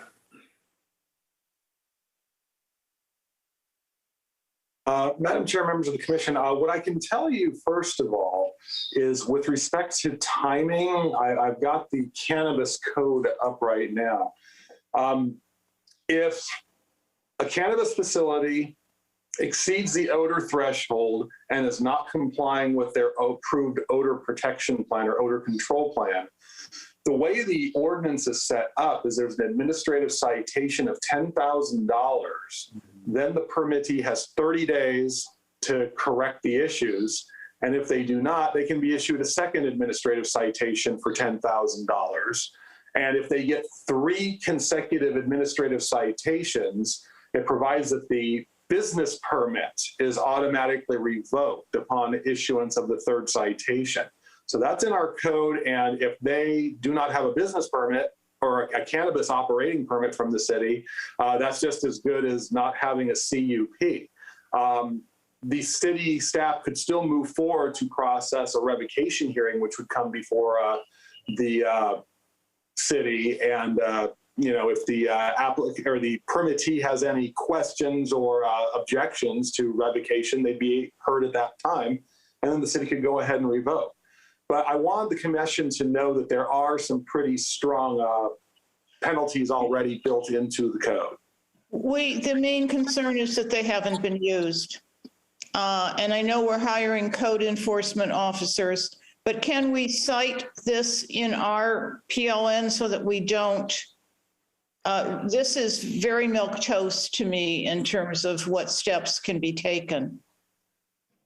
I don't believe that there's clear legal authority for the Planning Commission to direct that code enforcement action be taken in a condition of approval. That would be something that would be coming from the Code Enforcement Division. Staff is aware of the Planning Commission's concerns, and I think staff could use their available resources to, place some focus on code enforcement here. And in fact, that is being done with the additional funding and staffing.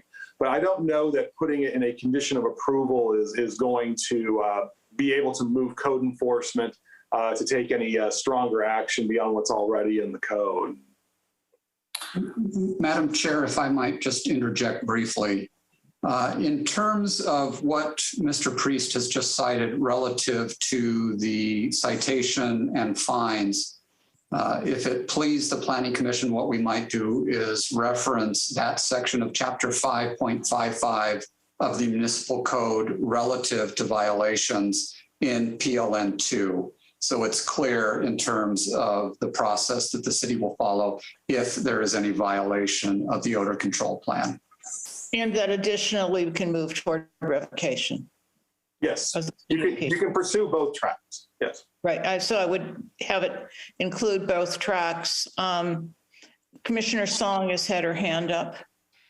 Yes, Madam Chair. And also we have PLN 18 about inspections, which this has been also applied to several other projects.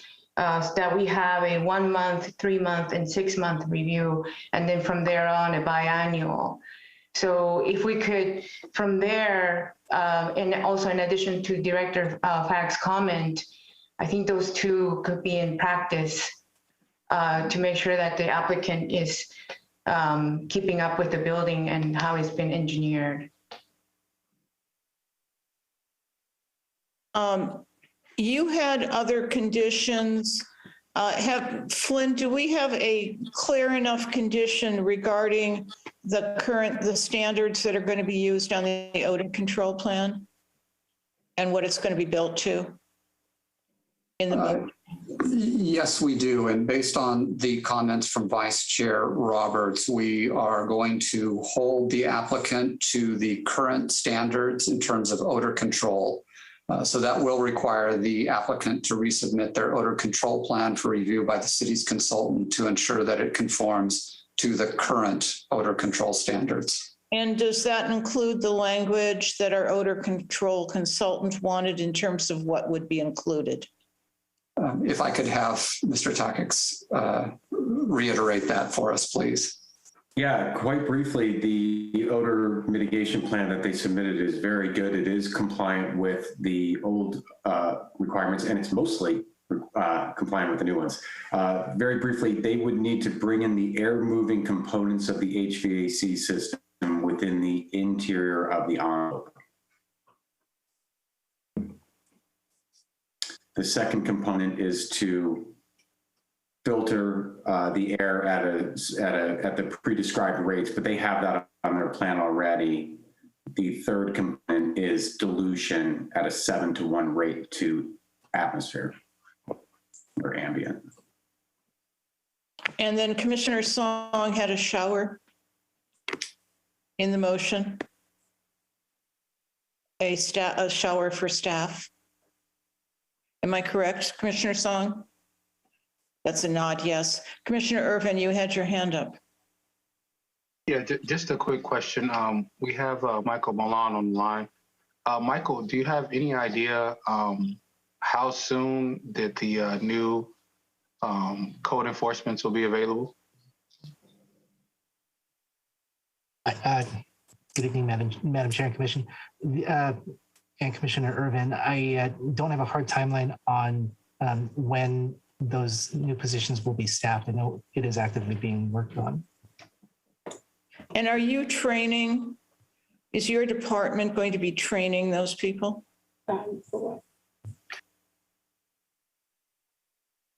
I know that we'll be working very closely with them. Right, and 15,000 Inc. will also be part of establishing that curriculum. Good.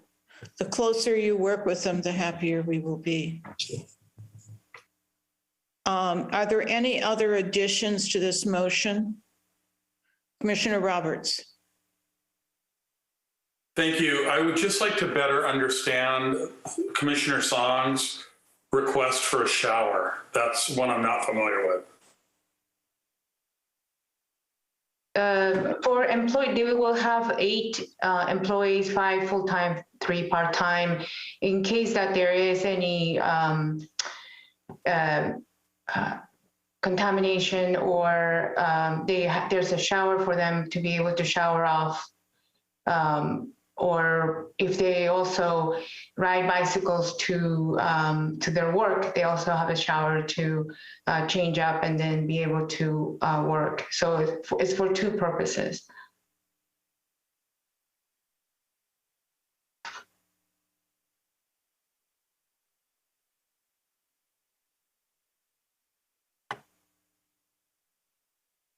Any comments, Commissioner Roberts? That item is still in, is this your motion? Are you speaking to me? Well, I hadn't made a motion. I'm happy to do so. With respect to the shower, to me, I understand the reasoning. If I could take or leave that, it just to me adds,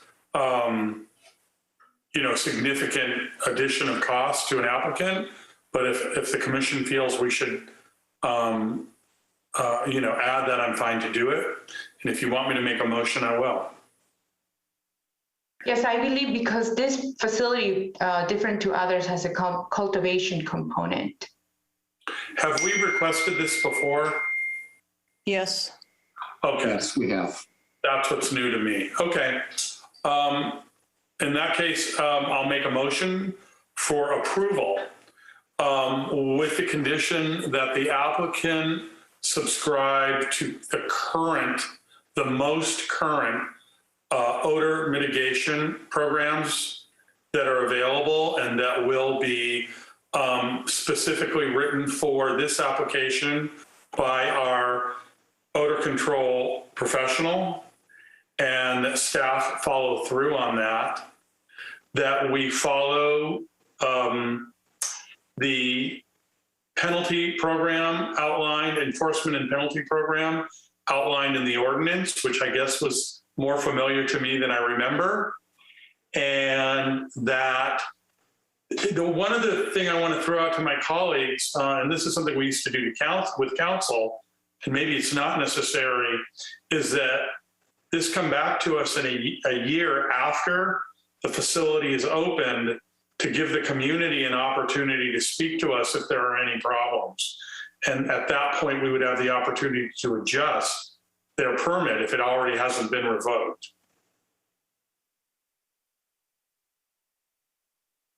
It can come to us and by that I mean on our consent calendar, just to ensure that enforcement is occurring and that the neighborhood, is being considered in this. Is there a second for this motion? I will second. So before you take the roll call, Chair, do you want that final thought added in about it coming back to us in a year, or do you not see that? Yes. You do want it to come back. Okay. Before I take the roll call, I just wanted to make one small side comment that I don't think I agreed in our July meeting. We agreed with the exact definition that was given of a youth program having to be a nonprofit entity.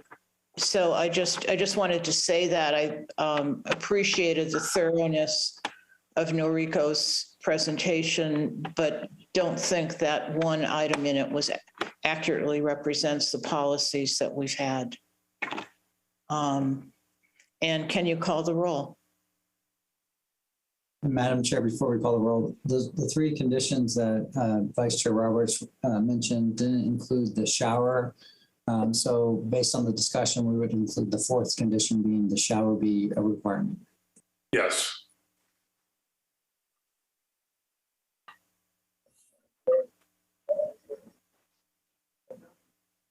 Okay, Vice Chair Roberts, Yes. Commissioner Song, Yes. Commissioner Leyen, Yes. Commissioner Irvin, Yes. and Chair Womack. Yes. Motion is approved 5-0.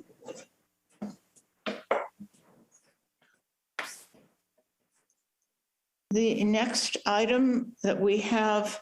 Madam Chair, could I be excused? Yes. Okay. Coming back and rejoining us for the city zone text amendment, or are you excused for the rest of the meeting? Excused for the rest of the meeting. I had sent some questions to David Newell and he has responded to me on that item. But I believe there's enough here to make a motion on that case, right? Yes, we'll need all, for anything that we do, at this point, we'll need a quorum, and I believe we'll need all four of us to vote, won't we, Flynn? Yes, 4 is a quorum. Thank you. So we're fine. Mr. Newell, if you can share the questions and your answers, I will greatly appreciate it. Okay. Good night, everyone. Good night. Does anyone need a break, a 10-minute break before we take up the next item? That's a yes. Yes, please. Is 10 minutes enough for everyone here? Mm-hmm. Yes.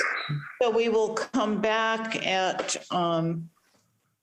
10 of 8.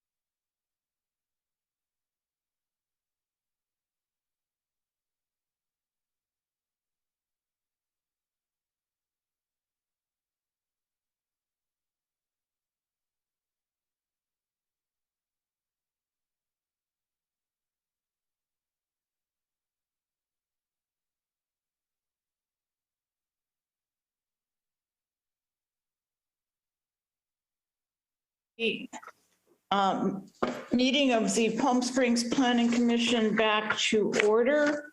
Our next item of business is 2C. This is a public hearing. Sanborn Architects on behalf of Allure Palm Springs LLC for an amendment to final development plans for Plan Development District 309 and major architectural approval for the construction of 26 single-family residences on a 4.1 acre parcel located at the southwest corner of Rosa Parks Road and El Dorado Boulevard.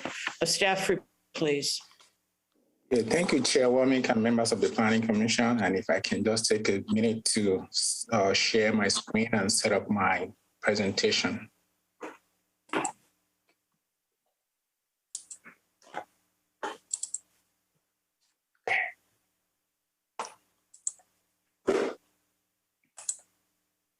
Okay, can you see my screen? Yes. Okay. All right, once again, thank you, Madam Chair and members of the Planning Commission. So this is an item, again, this is another final plan development plans amendment. And this time it is by Alan Sanborn Architects on behalf of Allure Palm Springs. This project had its original plan development approved way back in 2005 for Vista San Jacinto as a developer at that time.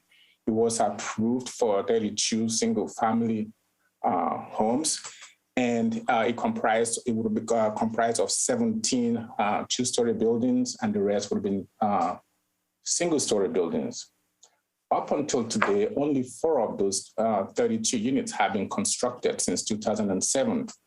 And since 2007, there have been several subsequent amendments to the PDD, notably in 2008, 2009, and 2018 for different types of residential uses. However, none of them moved forward, so we always had to revert back to the original approval. So your scope of review tonight will involve the proposed PDD amendment itself and the site plan review. However, the Planning Commission may add additional conditions for the ARC because this project is being reviewed under the new architectural review process, which brings the project first to the Planning Commission, and then we'll go back to the ARC to review the project architecture, the design, the massing, colors, materials, consistency, and landscaping. And so by so doing, the Planning Commission could add more conditions relative to the design and the architecture of the project. So this is an area view of the site in question. So this is just the surrounding that I'm showing, and then the site itself is this right here. It's an oblong flat land which already had a road network that was constructed, but they are in a very dilapidated condition as of today. These are the 4 units that have been constructed on the property. So the amendment would involve the construction of 26 new single-family residential homes. To accommodate 26, the track map will have to be reconfigured from 32 to 30 as originally planned. It would have, the lots were 32. However, this new applicant is proposing to merge 4 of the lots into 2 that will bring the total to 26 remaining, and then add built out, the total lots will be 30. The plans that are being proposed will consist of 3 different floor plans designated as Plan 1, Plan 2, and Plan 3. Each of the different plans will have 3 different elevation types, and they will the homes itself will range from 1,594 to 1,724 square feet in size.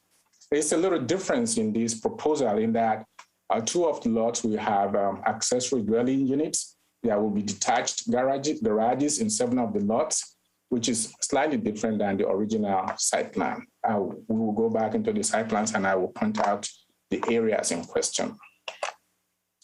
So this is the original site plan for the 32 homes.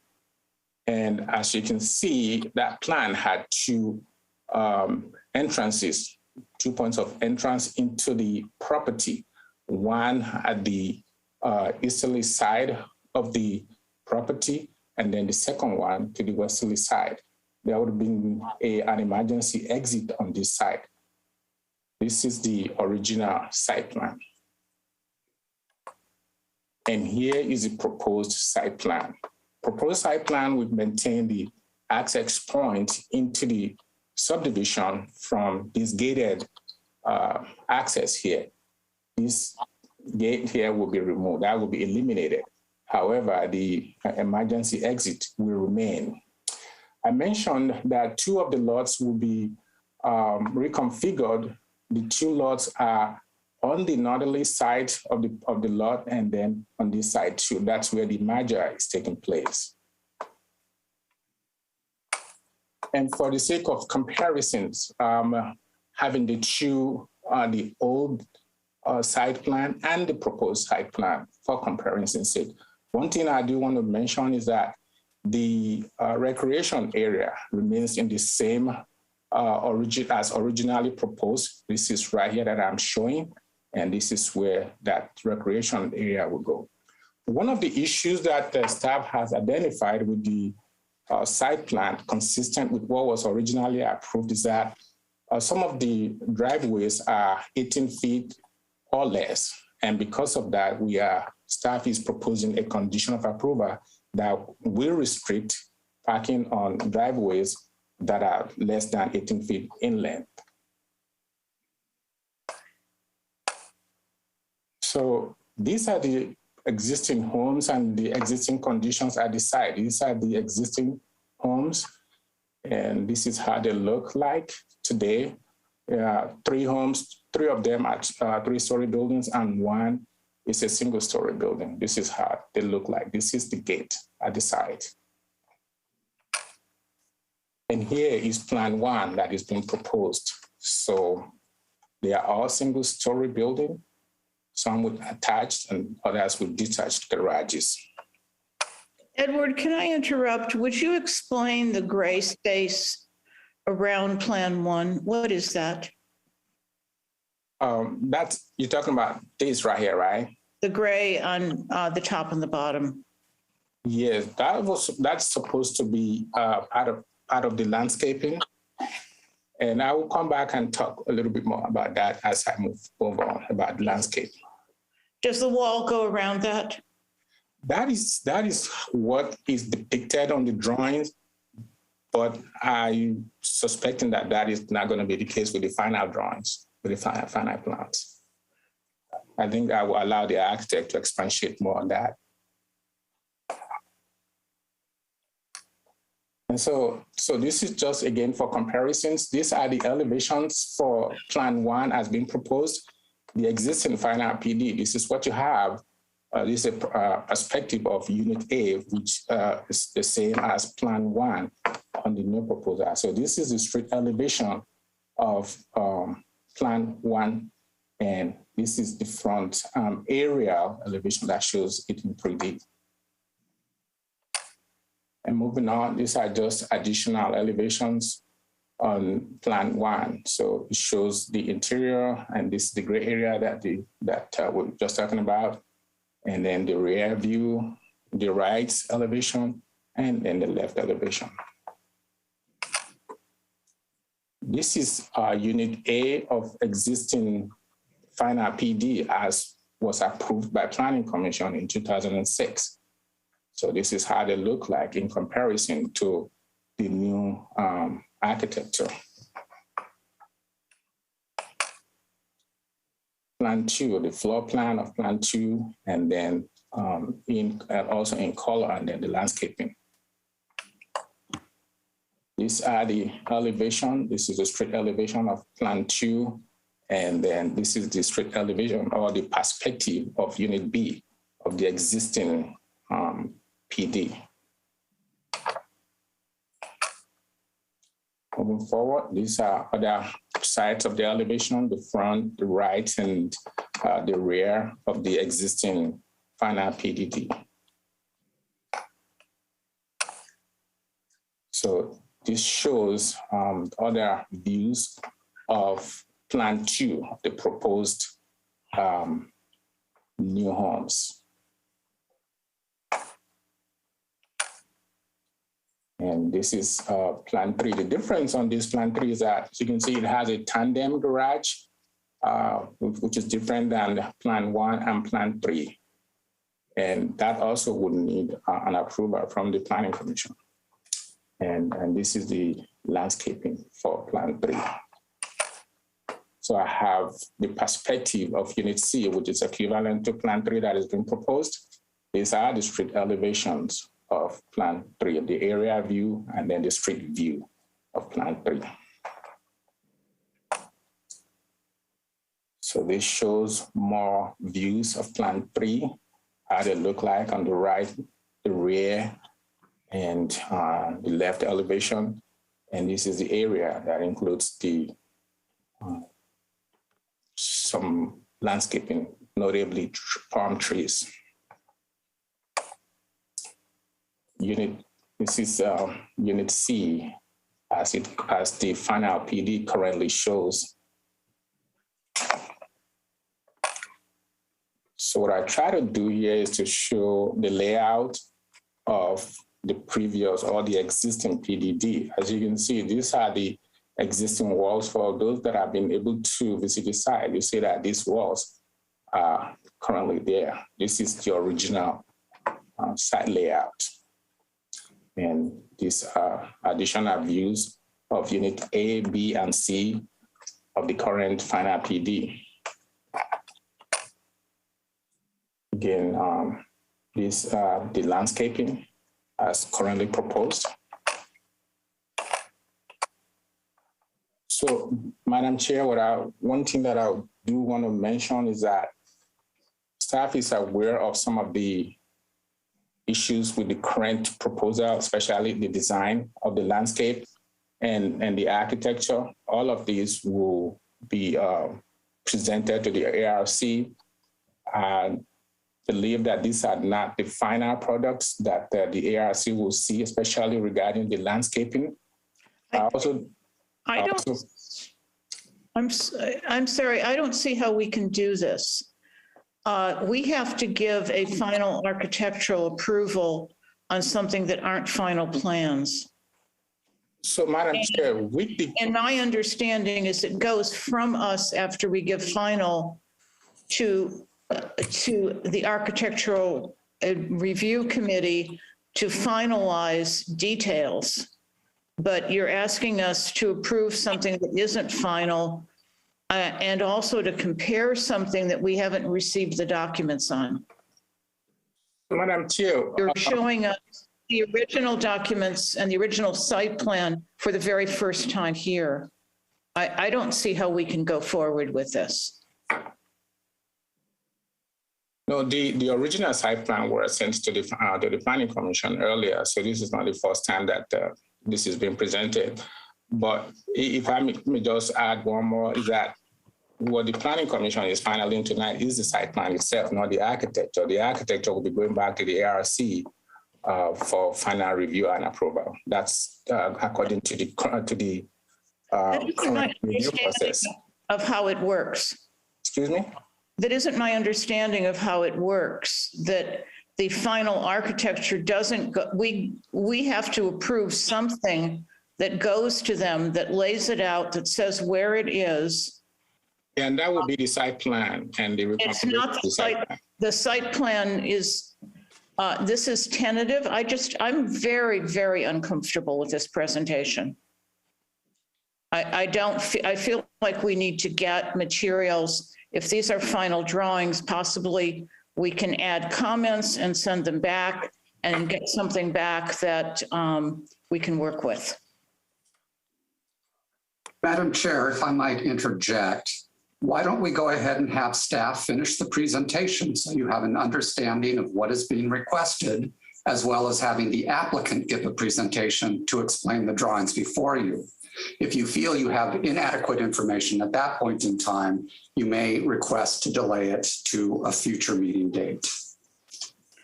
I understand that we can go forward with the staff explanation, but I absolutely do not feel we can go forward with what was presented to us and sent to us.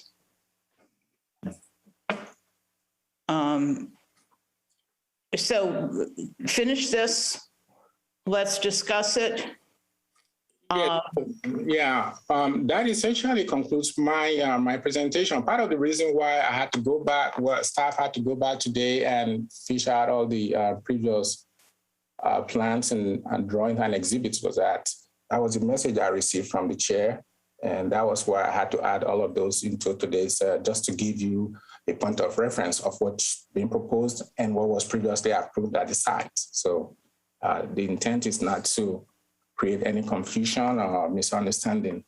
And I'm also going by what the current review process requires. So this is a public hearing. The applicant is here. We did receive 3 letters from members of the public. Those who have also been sent to the Planning Commission. So if there is any additional questions, I'm available to answer those. Thank you. Thank you.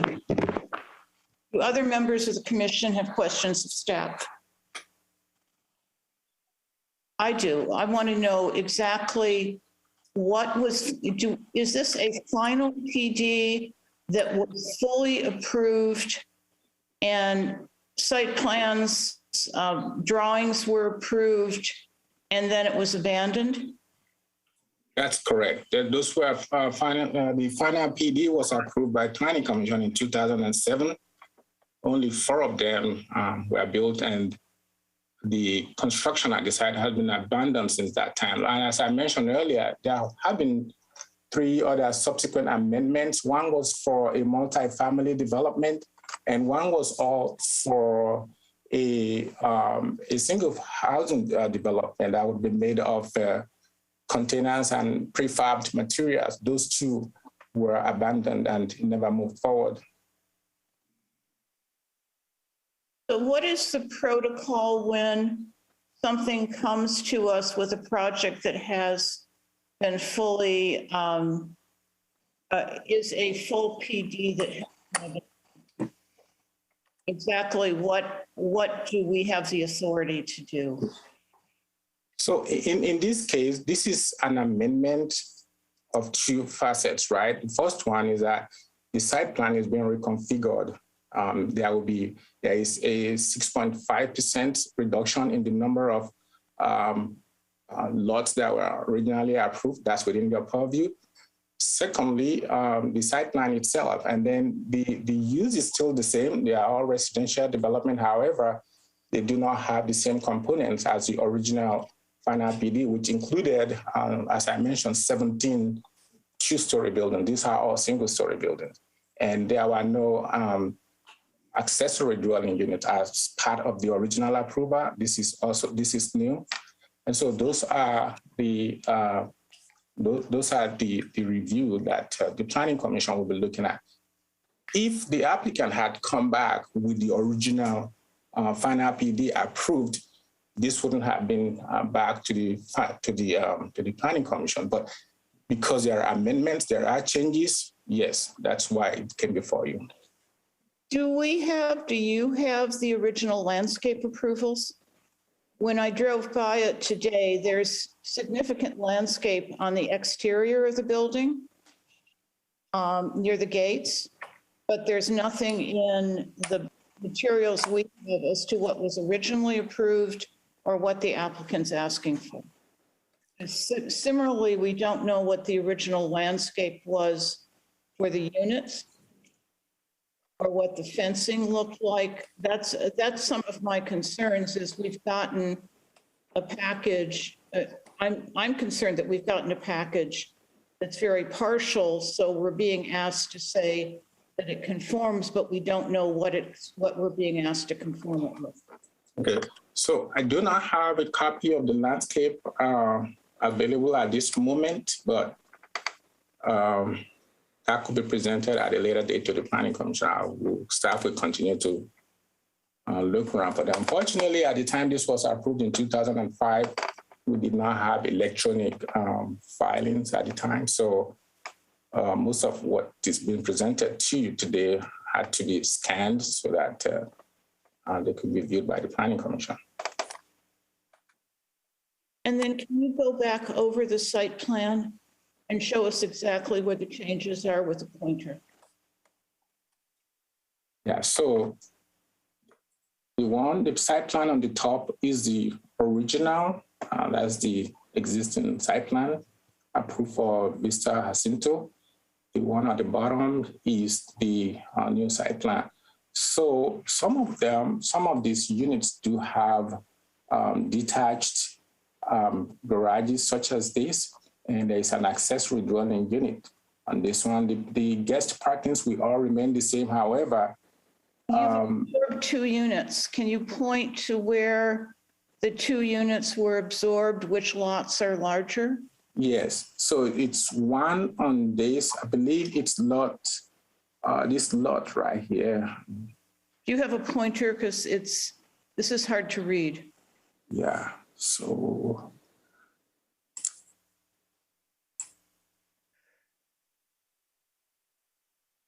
Yeah, okay. So I believe it's this lot, and I can have because this is the lot that has the accessory dwelling unit. And here is the other one, so they've got one house in each scallop, and they've changed that. Yes, so it's only all the lots here have only one, as I mentioned, except the exceptions of the 2 lots that have accessory dwelling units on them. So here is one, and it has a detached garage, and here is the other one. So the other changes on the site plan is that the entrance gate here is being closed. There will be 2 additional guest parking, one on this side and the other one here, and an additional guest park here. Everything else stays the same. The recreation area did not change, stays the same. So this is where it will be. Recreation area. What's in it? What was in it? What's currently in it? I'm sorry, madam, I couldn't hear you. What is in it? What was in it? What changed? What's the surface? What's the materials? What does it contain?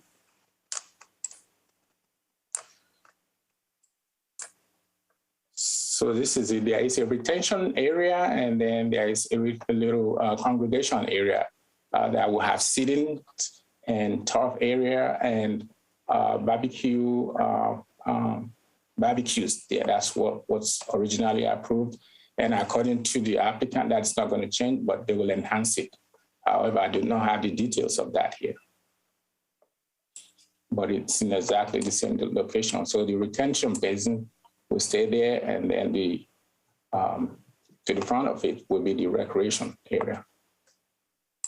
So the main entrance gate stays the same. There was a question about the gate that was approved by the Planning Commission in 2007 to have to be fully gated.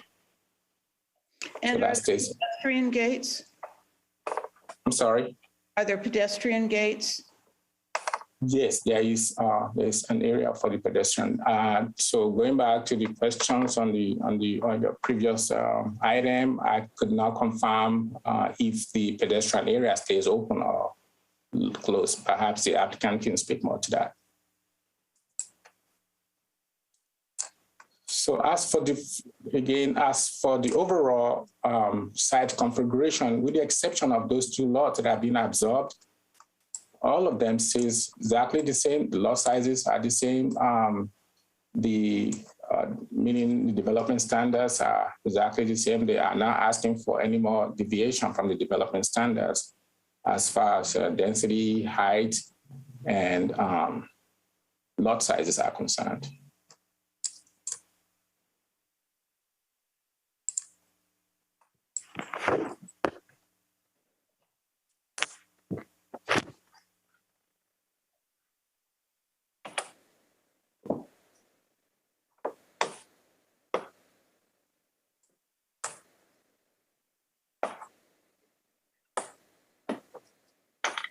Are there more questions of staff? I can't see everybody. Commissioner Lanian, so please speak up if I don't call on you because I don't see you on the screen. Thank you.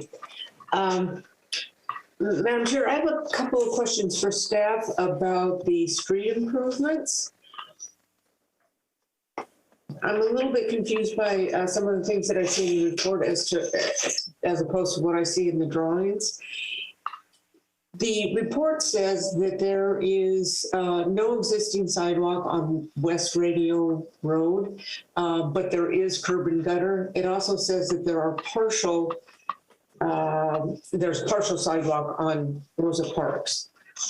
Because of the location of this and the location of where public transit and everything else is going to be, I believe it's appropriate to have sidewalks and curb and gutter on all sides of the project, particularly so that people can walk, what would it be, east towards the major thoroughfare there. When I look at the conditions, okay, so the chart shows a couple of different conditions. It shows that there's not any sidewalk on West Radio and that there is curb and gutter. When I look at the conditions of approval, the conditions of approval say that we're adding curb and gutter on Radio Road. So I'm not sure if it's really there or not. And it doesn't say anything about adding the sidewalk. Looking at the drawings, I'm thinking maybe that the meandering sidewalk is taking the place of the sidewalk. It would be curb adjacent. I'm not really sure.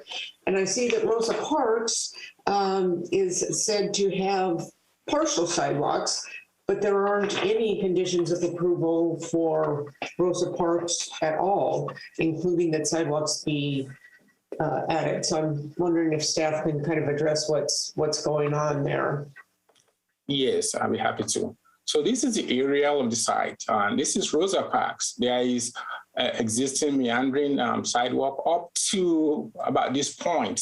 The rest of it has either been damaged or were not installed. But however, there is a partial sidewalk, curb and gutter along Rosa Park. However, on Radio Road, there is curb and gutter, but there is no sidewalk. And also, I want to mention that the condition of approval that's before you are the very original one, other than the 3 that staff added relative to the driveway and then the final review of the project. So there is a partial a sidewalk along Rosa Park. The applicant is aware if that was not part of the condition that will be added, that they will complete not just the sidewalk on Rosa Park, but also the landscaping that was originally approved for Rosa Park will be installed by the applicant. They are aware of that. So I don't know if I answered your question. Well, can that be one of the conditions of approval? Because right now it's not indicated as a condition of approval. Absolutely, absolutely. So what's going on Radio Road? Are we going to end up with just the meandering sidewalk, or will there, which it looks like the drawing shows, or will there be curb adjacent sidewalk, and can that be added as a condition of approval as well? Yes, that can be added as a condition, and I believe there is a condition if I can just. I'm not seeing one in the. Okay. Maybe. Okay. Yes, that could be added. Maybe Mr. Mijares can address that. Yeah. So maybe I will call on the engineering staff to respond to that. Okay. Yeah, like Edward said, these are the original conditions for the project. And I would just have a question for Mr. Priest on this, is being that this is an entitled project that has gone from ownership to ownership, the SIA and the conditions have always followed all of the ownerships. Are we allowed to add those conditions to a project that's already been previously entitled? I didn't think the MAP Act allowed us to do that.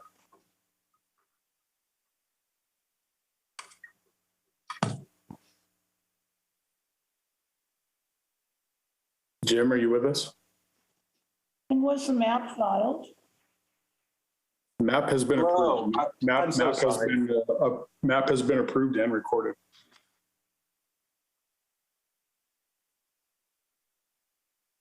We can't hear you. You're muted. Hi, can you hear me now? Yes. I don't believe, yeah, if the map has already gone to final map and has already been recorded, you won't be able to add additional conditions to the map, but you may be able to do it as a function of the major architectural and the amendment to the PDD.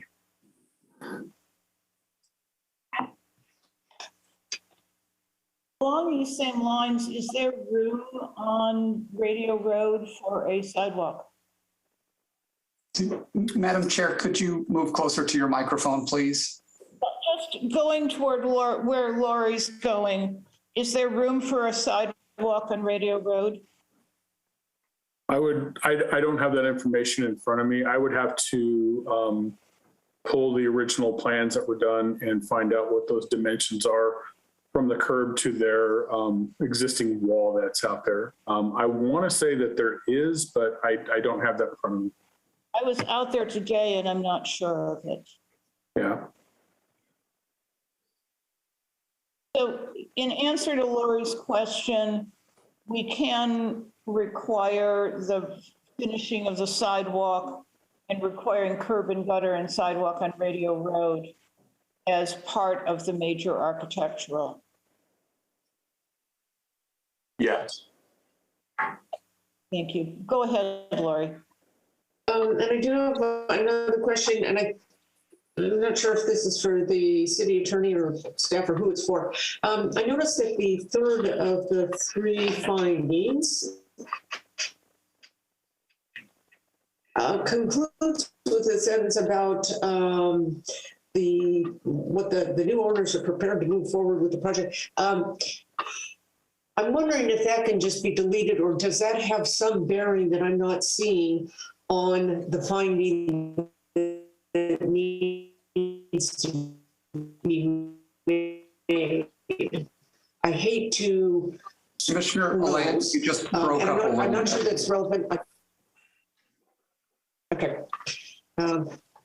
Any better now? Yes, it sounds better now. Okay. I'm not sure if this is relevant. I think the finding that we need to make could be made without that last sentence altogether, unless I'm missing something. I'm wondering if it serves some purpose that I'm not seeing. We should be I think we look at long-term land use, not at what the instantaneous market or the intention of the current owners is. Yes, Madam Chair, members of the commission. I believe that last sentence or half of the sentence was included in finding 3 as part of the staff report, just I think to indicate to the commission, the public, that the new owners are prepared to move forward. That got translated into the resolution as well. If the commission doesn't believe that that language is germane to the finding, we can remove that. Okay, thank you. That can.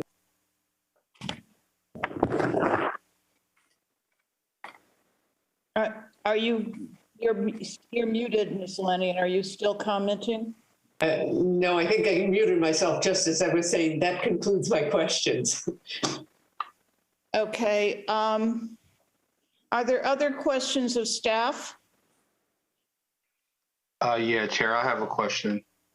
Also, so do we have, are we going to have some sort of shading along Rosa Parks as well? Some trees and also some landscaping as well with the sidewalks?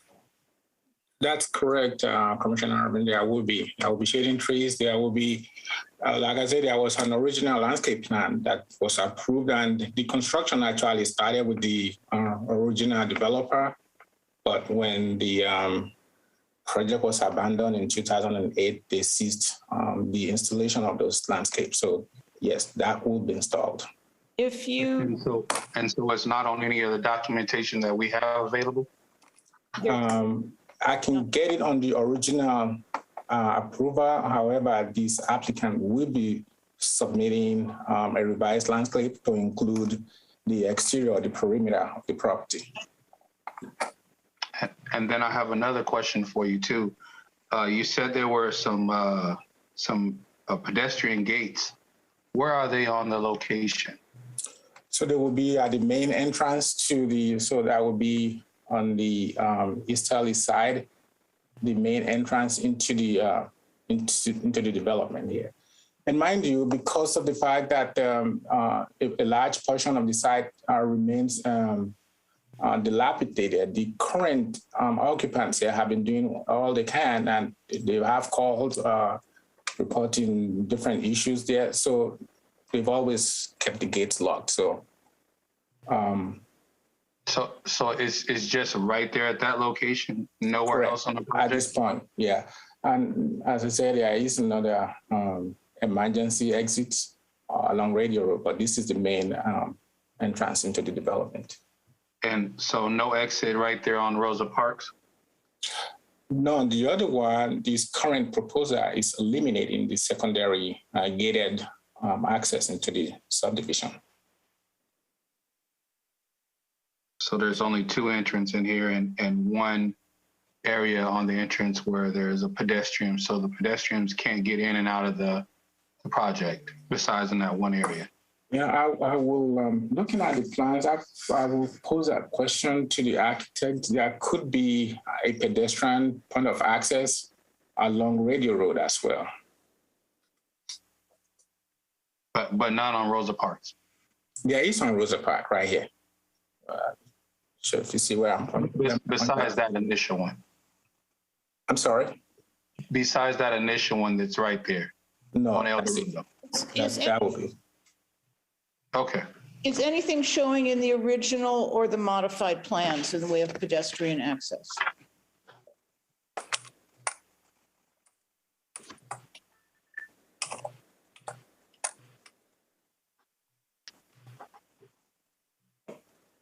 And what is in the CCNRs regarding gating the community? So, Madam Chair, I do not have the CCNR in front of me, so I cannot tell exactly how that language reads in the CCNR. And is the CCNR operational now for the 4 units? Yes, so there's an existing CCNR for the map.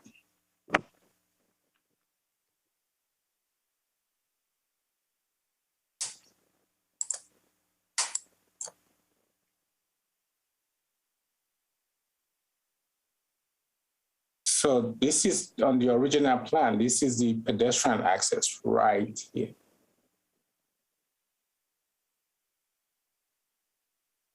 I think that's just a gate. This is the vehicular gate. That's the vehicular gate. The pedestrian access is to the left of that, where that dot right here. is. Yes.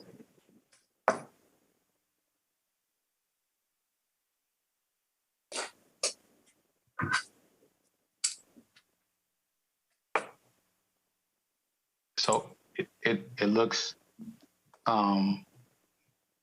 that's fine. I'll just save my comments for later.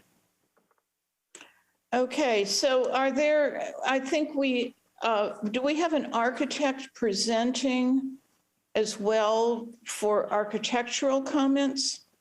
The applicant is present and the developers as well. Is the applicant also include the architect? Yes, the applicant representing our law is the architect, Mr. Sanborn. Thank you. So for Mr. Priest, do we have the ability, if the CCNRs say that this is a gated community and you can't open the gates, what abilities do we have? CCNRs previously approved by the city. How do we know what's in them and what impacts this? Yeah, that becomes a little challenging, Madam Chair. I haven't seen the CCNRs. I don't know if they provide for amendment and the means for that. They usually provide for amendment. The question becomes, can they be amended by condition of approval after they've already been signed off on? We'd have to check into that and see what the terms are of the CCNRs. Thank you. Yeah. I can't see Commissioner Roberts and Alanian. Does anybody have any more questions? I have no questions. Can we open the public hearing and have the applicant come forward?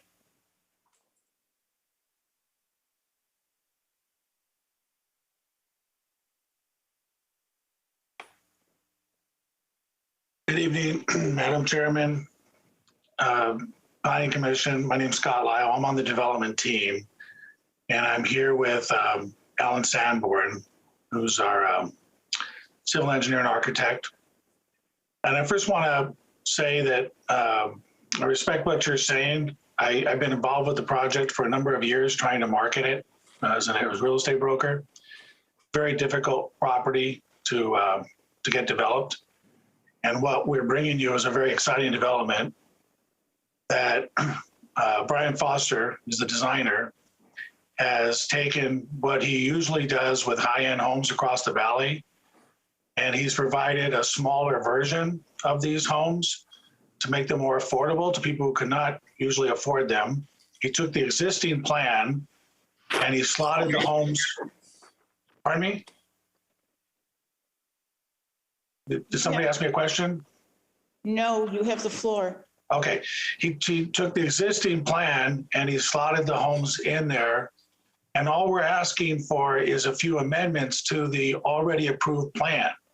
And we're taking what is a extreme eyesore and blight to the neighborhood and doing something everybody will be really proud of. We should have had a landscaping plan for Rosa Parks and Radio Road in your packet. And I apologize for that we didn't have that. The landscaping is going to be consistent with what you're seeing inside and will exceed what was originally approved. There'll be shade trees, there'll be structured landscaping along the front. We're redoing the gate, we're beautifying everything.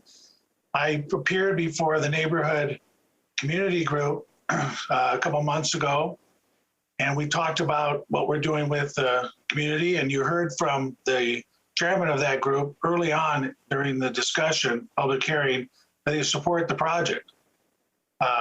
I think the plans that we submitted, I think pretty clearly show what we're doing.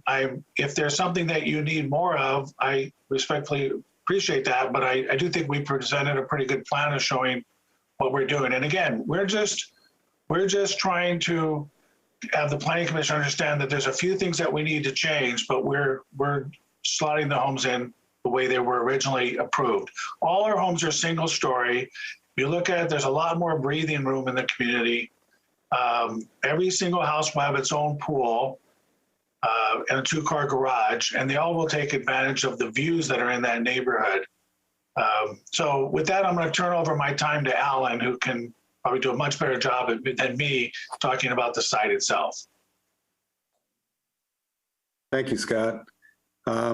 Yeah, basically what Scott said is that we've taken an existing track map, an existing site, existing curb and gutters, and tried to take a more current product and insert it in there. And hence you see the 2 lots that we removed in order to create a little more yard space and open space down in the west end of the project.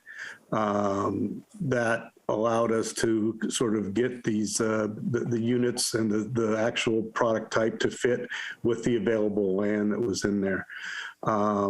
As far as Lori's question, Radio Road, it looks like there is enough room to get an at-curb sidewalk and enough room to have landscaping between the sidewalk and the existing wall.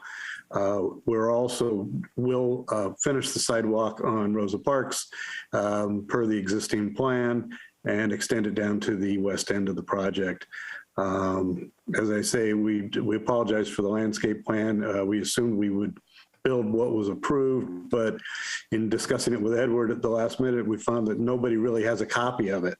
So we'll prepare a brand new one, enhance what is there, and get it right back to you guys.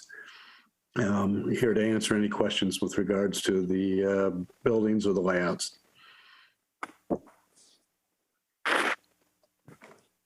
Are there questions from the commission for the applicant? Madam Chair, I would just ask if there's anyone else wishing to speak on this item, that we open it up to members of the public. Are there any members of the public who wish to speak? Hi, yes, my name is Vicki Goldbeck, and I'm one of the residents here at what's called Vista Agave. I was the first person to buy here in the community, so I'm pretty well versed in what's been going on here. And Scott and Mr. Foster have been open with us from the very, very beginning, attended our board meetings, and included us in every step of this process. And, you know, it's been going on for many, many, many, many years.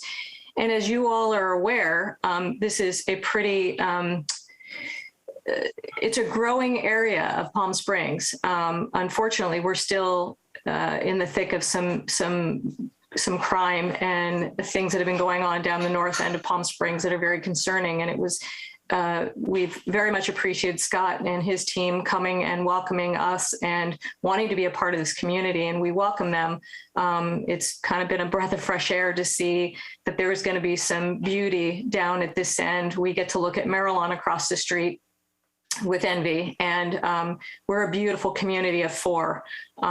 We have kept ourselves very safe, and we want to keep it looking really nice here, but we want to grow and we want to assist in any way we can. So if there's questions about, I have an original folder that was given to me when it was called Vista, when the 32 homes were going to be built. So I have the original plans. I have the original folder that does show some, you know, some drawings of landscaping and things like that. So if I could be any assistance to any of you, please, I'll share my information with you. But again, we welcome this project, and it looks spectacular, and it's needed at this end, and it's needed here especially. So thank you for hearing my comments. Thank you. Do you have a rebuttal, or should I open it to questions? We have none. Questions from people here? I have some on the architecture.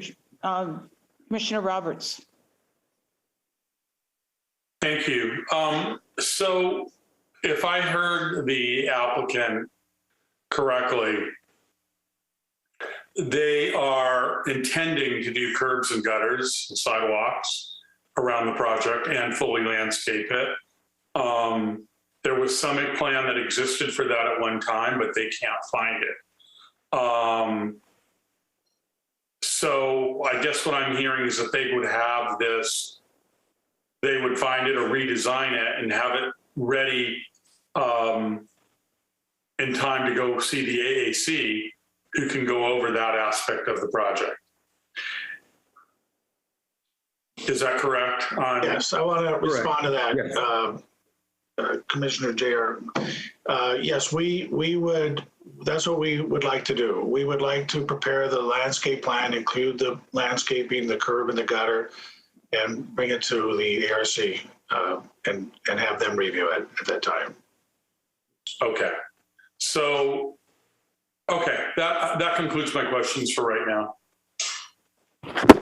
I have some, and I have a history with this project. I was in escrow for 8 or 9 months on the single family unit in the project. I intended to move in, but couldn't because it went under. So I think that you have attached to it, although a difficult location, some of the most innovative and beautiful architecture in the valley in those 4 little houses that sit there. So I've got a couple of questions. The first is, what gestures are you looking at to make to the current owners of those 4 units to match whatever you're doing if they want to match paint or detailing? We did have a meeting with the homeowners, and we gave them a written letter that we're going to paint their homes to be consistent with the color palette that we're doing with the rest of the homes. We're improving the gate to match the architecture that we're doing. the landscaping outside the gate. We want somebody to drive in the community and it all feel like one. And that's very important to us. One of the questions I have on this is color palette. It's basically white and grays. And I've got a concern that it really doesn't have enough variation. Have you looked at the color palette? Have you thought about it? That may be something we send along. It feels very monotone. I'm going to start, Alan, if you want to add anything to it. When Brian does the homes, they're going to have a little bit of texture on them. They're going to be, with the landscape, it's going to be very integrated with the homes. I have to tell you, Madam Chairman, the buyers, they want light colors. They really prefer to see white or off shade of white. Grays are popular. I'm sure we're going to hear more of that when we go to the ERC, but that's our intention, is it to be a light colored community. I had asked Edward probably the other day for a street rendering. Did you produce one for us so that we could see what the streetscape looks like? Madam Chair, we're not able to hear you. If you could move closer to your microphone, please. Is there a street rendering? I didn't see it in the packet, which would show me what the houses look like together. No, unfortunately, I did not have that. And by the time I got the message was relayed to me last night and got back to the architect, they weren't able to produce one. Alan, were you able to do it, to have a street rendering exhibit? I'm sure we could have one for the AAC meeting.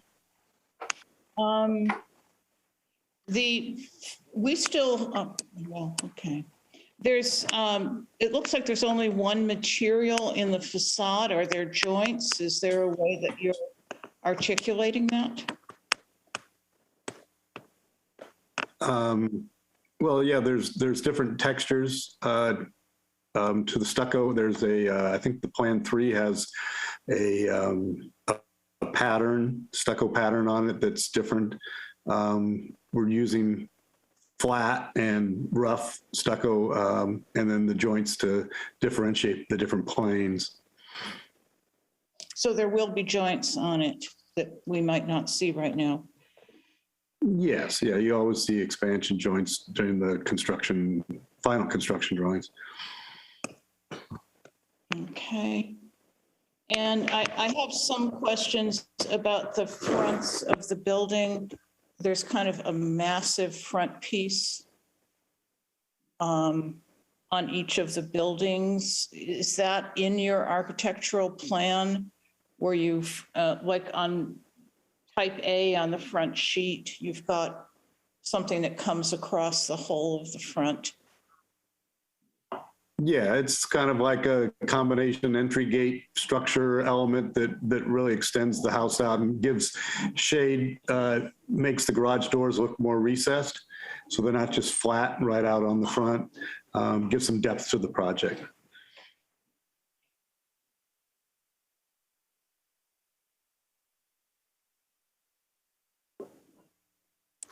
And can you explain what you've done with the gray between the houses? Are you meaning to have a strip that's what looks like it's 5 to 10 feet wide with trees in it? Or is that just the way you drew the single houses? Yeah, unfortunately, it's to make a pretty picture and make the single houses look like, yes, there would be something next door, but without picking a lot and actually putting the actual unit next door. It's just meant to show that it's not just vacant on each side and then you saw all the landscaping inside the house. So it's kind of to show that it transitions from lot to lot, that you would see your neighbor's trees right on the other side of the wall. And I'd like to add to that, that in some cases, like between lots 22 and 24, I think it is, there's space where you would have open space on the other side of the wall, and there's also spaces in the fronts and the back in various areas. I think Brian was just showing that where that occurs, there'll be landscaping on the other side of the wall too. Thank you. We can go back to the commission. I think the public, does anybody else have questions? The public hearing, I think, is ended.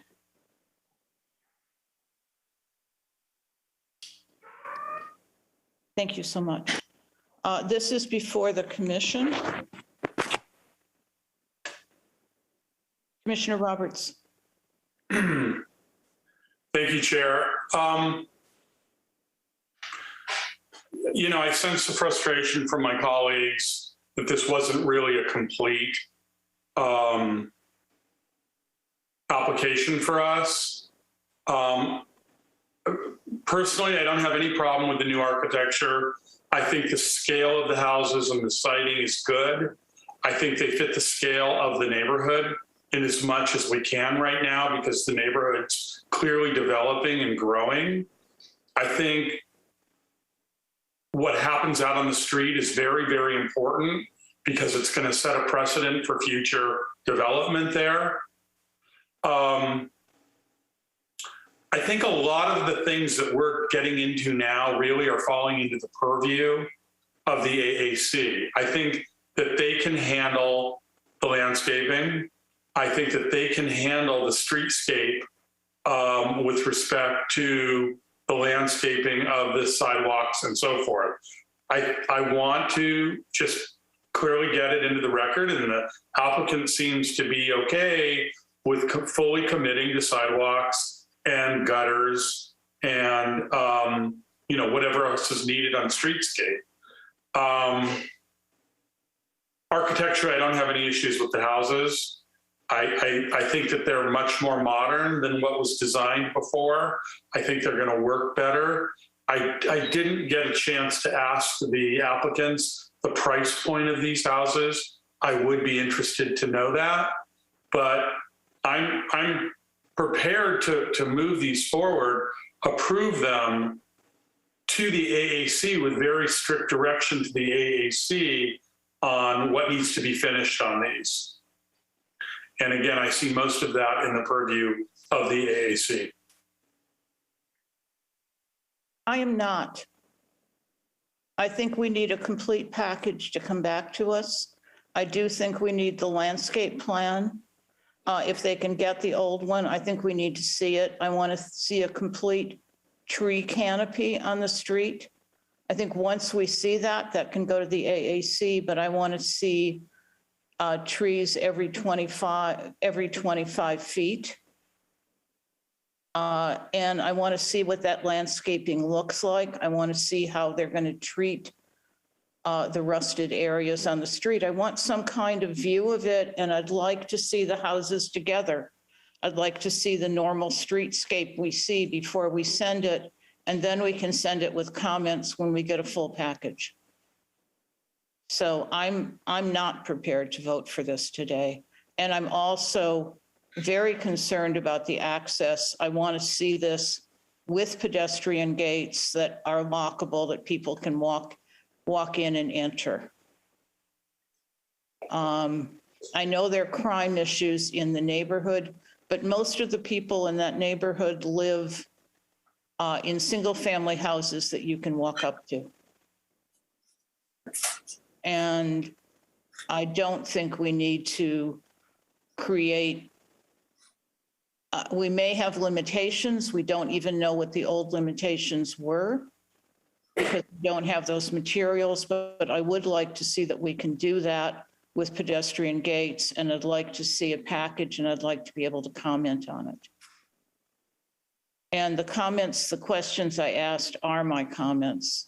I do think the header is too thick in the front. It creates basically just a front door or a garage on the facility. So, you know, I'll just say where I can't go tonight. Commissioner Ervin. Are we doing comments now? Yes. Okay, so for me, I think that it's been quite a while, and it's refreshing. I've been living in Palm Springs for 42 years. So I've seen that project over and over again, drove by it many times.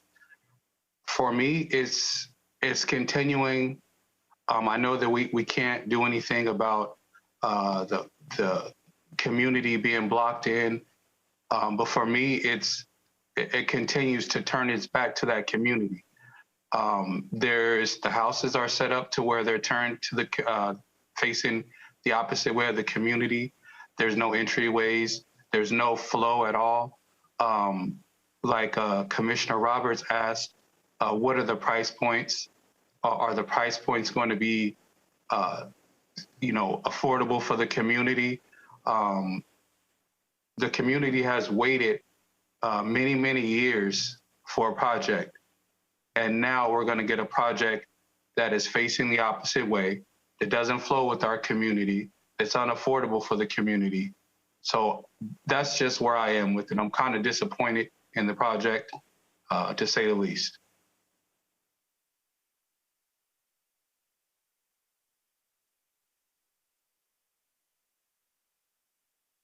Commissioner Lanian.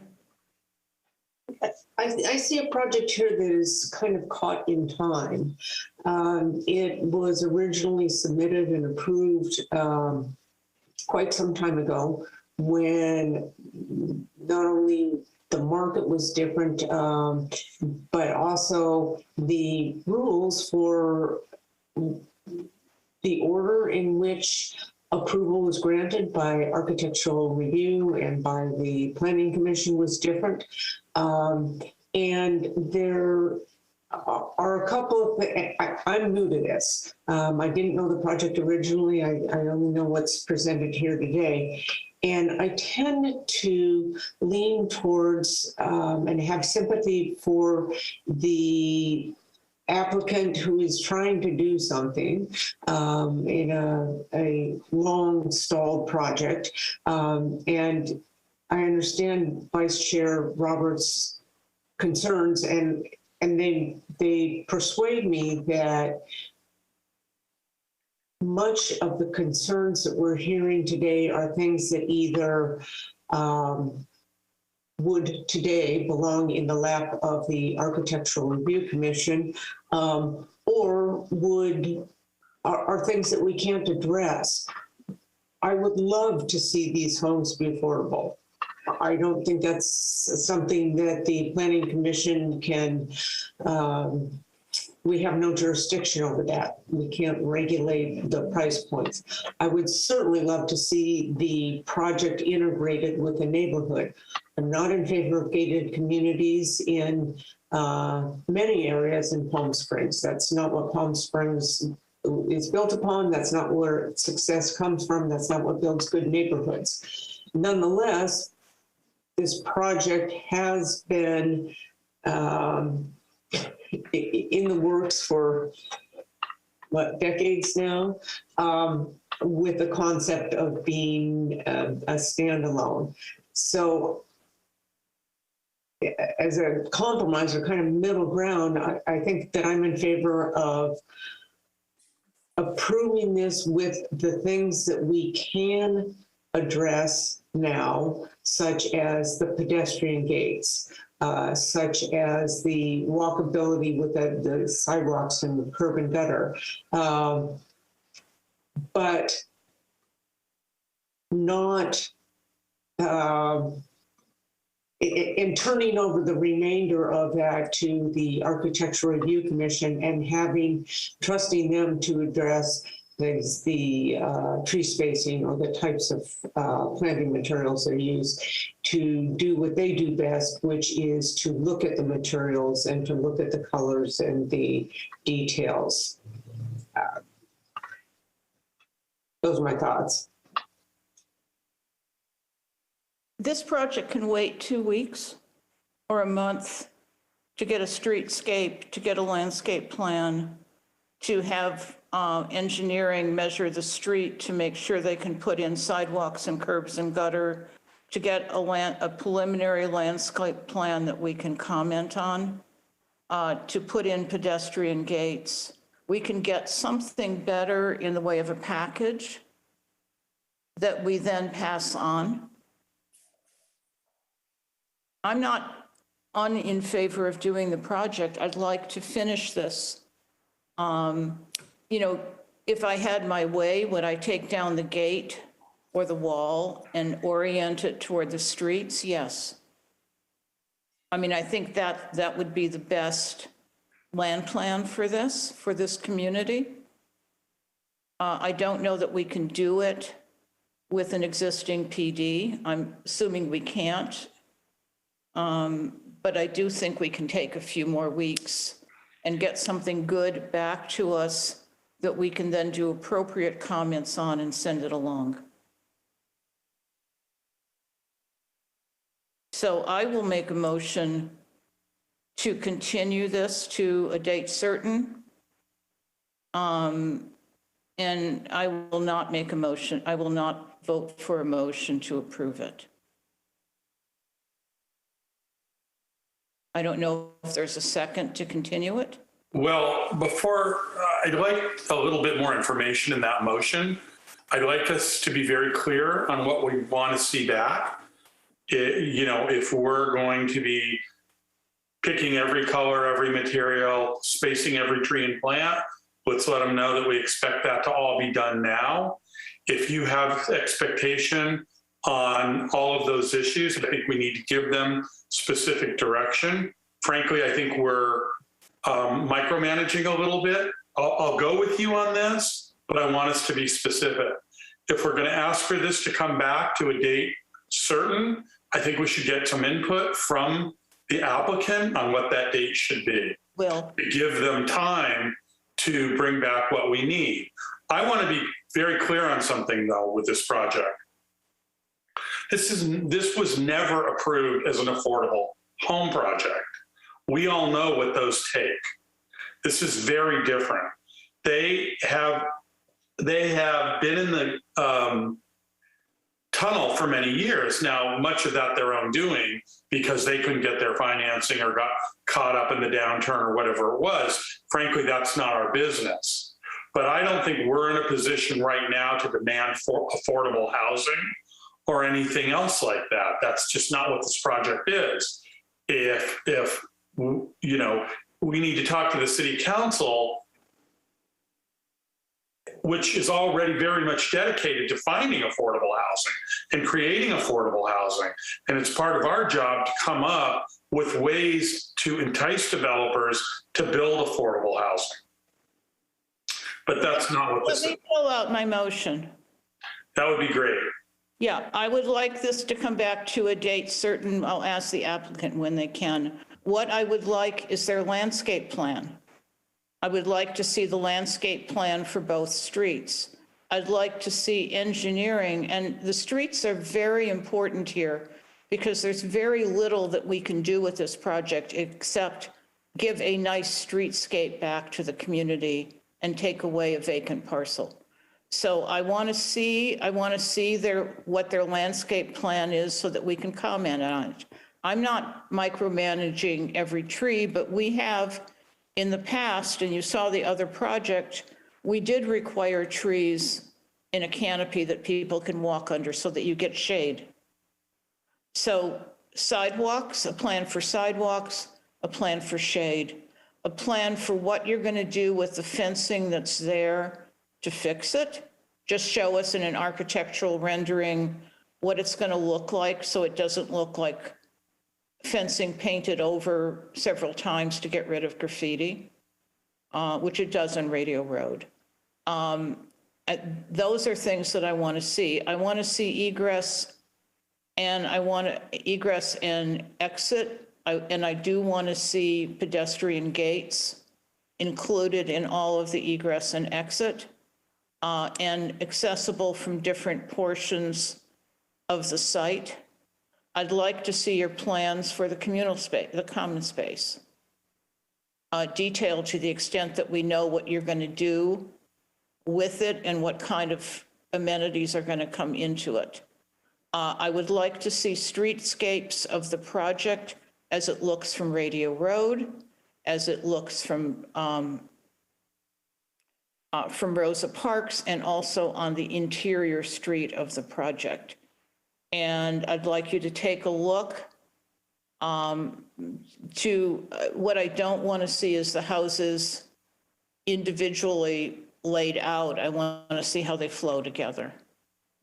And that's really what I'd like to see. I want to see what this project is going to look like. And then when we send it on to AAC, we can send it on to AAC with appropriate comments. So it's the applicant bringing this back to us. Is this a motion? Yes. I second it. Does anybody else have anything to say on the motion or additions?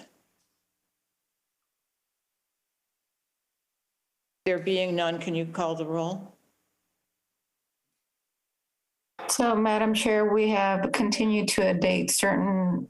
What's the date? Let's ask the applicant what you need to be able to get this back to us. What would be the soonest date? Our next meeting will be November the 17th. November the 17th. Can we put it for that date and then talk with Edward if we need an extension to the next meeting? Can we plan it to be on the next date? We would really appreciate that. We can work as quickly as possible. And I do also, since I have the mic, I do want to thank Edward for his presentation. I was remiss in doing that. Put a lot of effort into it. I really appreciate it, Edward. Really appreciate it. And and with this, if Edward can get the original plans, including the original landscapes to us, that would be helpful.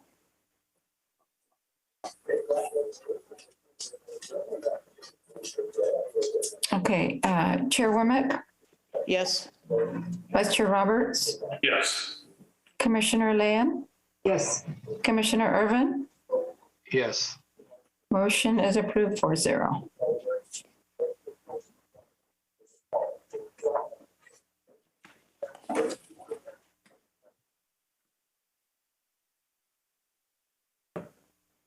Okay. Last item, City of Palm Springs for a zone text amendment to amend Chapter 9405 of the zoning code to allow residential densities on properties that have historically been permitted on hotel or commercial sites. Staff report, please. And this is a public hearing, but there won't, is this a public hearing? Correct. So, Madam Chair, Planning Commissioners, staff is happy to present and not continue this item tonight with a staff report to you for proposed changes to our non-conforming ordinance section of our zoning code. This is really in response to requests and inquiries we've received from property owners of existing hotels or timeshares who wanted to revert their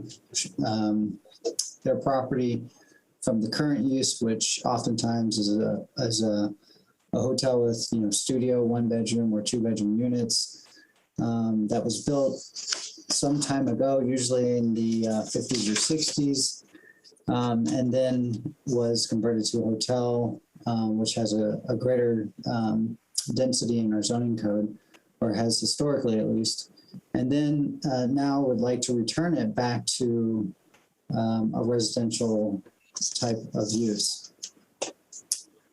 We provided an example of one that was recently submitted to us, but we were unable to process it because of the non-conforming density of the project with the city's current standards relative to the density in our general plan. So we've presented to you a proposed addition to section 9405 of our zoning code. That is the section that relates to non-conforming uses and structures. Specifically, it would be subsection 0.085, where we've identified a way to allow the reversion of these structures back to a density that was previously permitted. We've suggested language, specifically 7 items that the commission would evaluate for these requests, which would be reviewed under a conditional use permit.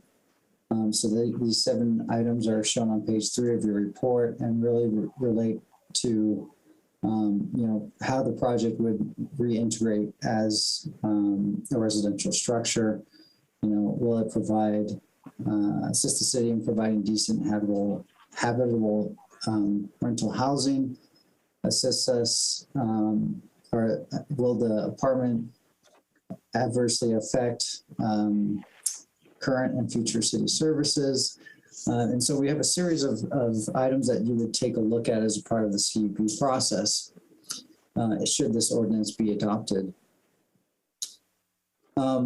It really is going back to addressing issues related to providing smaller unit housing, which has often been the case for housing that was built in the 50s and 60s, even the single family houses that were built in Palm Springs.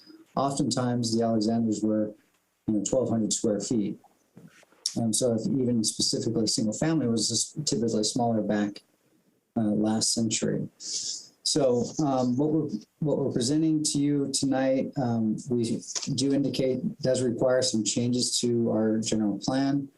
So we do suggest that the direction given tonight would be to make a change to the general plan, specifically to add some text to allow this type of reversion process, as well as address a couple of land use policies that we talked about when we looked at the housing element related to the conversion of hotels to apartments and discouraging that. That's also a policy that we want to address as a part of this ordinance change too. So with that, staff is happy to answer any questions that you have on this proposed text amendment. And again, we are not ready to bring this forward to for a full approval process or a full approval recommendation until we are able to address the general plan policies. So I'll turn that back to you, Madam Chair. Thank you. Are there comments on this? And I want to introduce a comment that I discussed with Flynn as well. Commissioner Roberts. Thank you. And Chair, we can hardly hear you for some reason. You're very muted. My question, and Chair, you and I talked about this briefly, and maybe you brought this to Flynn. I'm wondering why we can't expand this to allow any former hotel use to be converted to apartment use.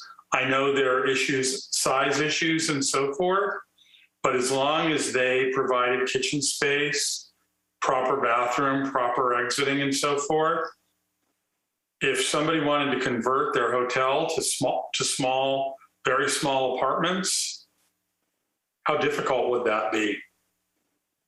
And the reason I'm asking is it seems there's an opportunity here to create some affordable housing if the trend is to move away from hotels into apartments.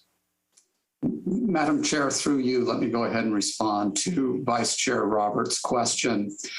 This particular code amendment that we're proposing here deals only with situations where there's properties that are non-conforming as to density. So this is intended to be a very specific set of properties where there's an issue of density. In terms of generally allowing the conversion of hotels to residential units, we already have other opportunities available in the city's zoning code to permit that. And along with proposed changes to housing policy and the draft housing element, we'll continue bringing additional things forward to you to assist in those conversions. Just by way of illustration, one of the things that you as the Planning Commission did recently was we made a modification to the tourist overlay that we have along Palm Canyon, where there was language in the zoning code that said the tourist overlay is specifically for hotels and discourages residential uses. You as the Planning Commission approved an amendment to the code to remove that language. so that we do allow now the conversion of residential in the tourist overlay. So that's just one example. And there are other things in the code that set up and make it possible to do those types of conversions. And there are a number of things that we'll be bringing forward to you in the future to also facilitate and remove those roadblocks to those types of conversions.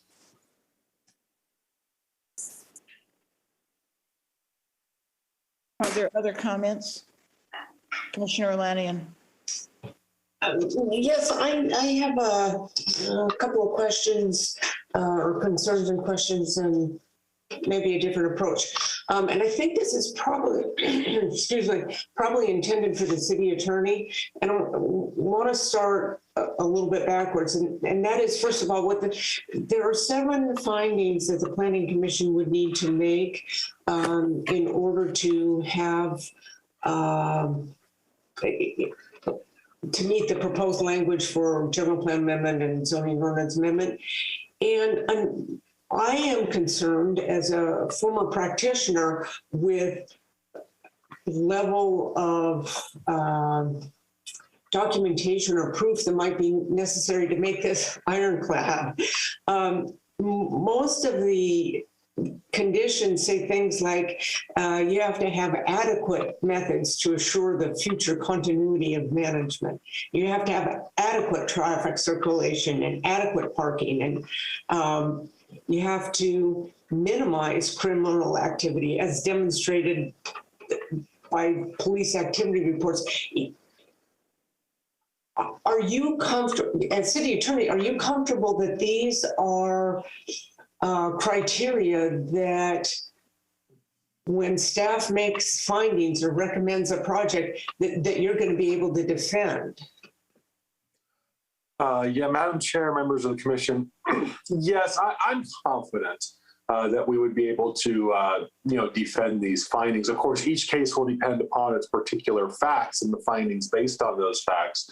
The fact that this is set up as a conditional use permit option, I think lends itself to having these findings that are a little bit more open-ended, such as finding adequate traffic circulation and parking, as opposed to having a hard numerical standard, which really is more consistent with like a ministerial or a staff level approval. Here, there's a little bit of flexibility in fact finding that the Planning Commission's entitled to engage in for a CUP. Okay, I hear that and I understand or I recognize that. However, would it not be easier to simply use an existing provision in the zoning ordinance for non-conforming uses, and here I'm referring to 94.05.04, to reinstate the original use? The findings that you make are it might be more straightforward. It would certainly minimize the bureaucracy involved in reaching the point where we could actually make some of these projects happen. Well, first of all, would that approach work? And Madam Chair, members of the commission, I actually discussed this with staff a couple of months ago as we were looking at this one application. And we had talked about the city's legal non-conforming use provisions. The challenge with a situation like this is you're not really talking legal non-conforming use. Legal non-conforming use presumes that you want to continue using a use that you're currently doing that was legal under old code, and now because of a change in the code, it's no longer fully compliant with the new rules. But again, that presupposes that you're continuing on with that use that's now become non-conforming. In this case, it's a bit different. And if you'll notice, we don't title this a legal non-conforming section. We just call it a special rule to allow reversion. In some cases, you will have buildings that were originally built as apartments, And many years ago, they changed over to hotels, and now they want to go back to apartments. And again, we crafted the special rule for this because that's not legal non-conforming. They've lost the original apartment use because they haven't done that in many years. They've been a hotel for many years. They may be able to continue legal non-conforming as a hotel if the law were to change, because that's their current use and what they want to continue doing. This is a little different because you're sort of reverting back to an old use that under our legal non-conforming code has long since lapsed. So as to the findings, staff can speak to more of that, but many of the findings we have in here, we drew from the legal non-conforming use sections that are elsewhere in that chapter. But again, if the commission has any particular thoughts on how we could maybe recraft those findings, we're certainly open to suggestion. Yeah, Madam Chair and Commissioners, if I could just expand upon that. What Mr. Priest is referring to is Chapter 9405.08, which is the special non-conforming multifamily structures permitted as conditional uses. So when the city adopted its 93 general plan, the city established this ordinance to address structures that were existing multifamily structures that became non-conforming as a result of a new zoning or general plan designation. Typically, those were changes from multifamily to office designation. So some of those are like located along Ramon Road or north of Vista Chino in east of Sunrise, where we had some of these actual zoning and use changes. And then we stipulate 10 specific criteria as a part of the CUP process. So that's kind of where we started from. And then when we pulled some of these into this new proposed ordinance, we kind of whittled some out. But if the commission has suggestions on revising this further, we're certainly happy to do that as a part of the revisions we make when we bring it back to you. I remain concerned for a couple of reasons. One, if I were a developer and I were interested in buying this building and converting it into housing, the proposed language would scare the bejeebers out of me because it's pure risk. I mean, my opinion is it's very subjective. If I am not in personal favor with any of the staff members or commissioners or city council, the findings are just so subjective. What is adequate parking? It's going to be different for different people. So there's just a great deal of risk associated with this. There's also the amount of time that it takes to change the general plan, to do a general plan amendment and the zoning code update. And what happens is that we go through cycles, as has been pointed out, I think, by the director earlier today, or earlier in this discussion. It wasn't that long ago when we're looking at other goals, other objectives. And by the time we get the general plan amendment and zoning ordinance amendment in place, we may no longer be interested in trying to achieve the same ends. And then we would have to go back and change how about this? I'm reluctant to make a change to the general plan if we don't know for sure that we're all invested in this for a very long period of time. It's cumbersome. You can only do it 3 times a year. It's a pain in the fanny, and it should be, because the general plan is very general. It is not specific, and it gives general guidelines for where you want to go. To change it for something this precise and this finite that we want to do now, and that we might not want to do 8 or 10 years from now, seems a little bit reactionary, and maybe in the future we would think it was ill-considered. I'm 100% behind the concept. I absolutely want to do it, but that's today, and that's with what we're working on today, the conditions that we have with the excess of underutilized old hotels or old apartment buildings here in town. And I would just favor a less bureaucratic approach, something that gave us greater flexibility, and particularly if it were something we could make use of that was already in the code. So, for whatever that's worth. Commissioner Roberts. Thank you, Chair. Chair, I propose a subcommittee to work with staff to get this to a better place and adding more flexibility to it. And I nominate that subcommittee as, well, Commissioner Alain, who has vast experience in this and can probably assist staff as she has in the past when she worked here at the city. Because it's for me, it's a pretty complicated concept, and that's because she knows more about it than anyone.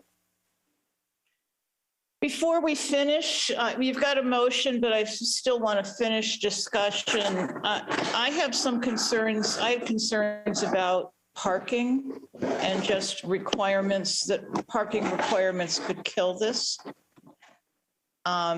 And so I asked Flynn, could we revert back to the original parking as a way of, if they could still provide what they originally provided, that would work. And he said that a lot of things are on paper and they're lost. And we may not know what their original parking requirements were. So that we don't have an easy way of reverting. And so one of the things, if we went with this, it would be, Flynn had suggested and Jim had suggested changing number 3 to delete the words with the current Palm Springs Municipal Code, that it otherwise complies with current building, fire, and other uniform codes, which would be pretty expensive anyway. If you're going to make people comply with current codes. But I do think it's a lot of stuff to have to do to convert back. And I think it'd be good if we could make it easier. I don't know if that, but my specific concern was parking, because parking always kills housing. I would even do it without parking requirements. But that's me. So I don't, if you're looking, Lori, at doing something simpler and more elegant, I think that makes sense. But I still like the concept. I do like to be, I do know that timeshares have gotten old and people don't want them anymore. And they would probably like to convert back to 2- and 3-bedroom units. But how do we let that happen?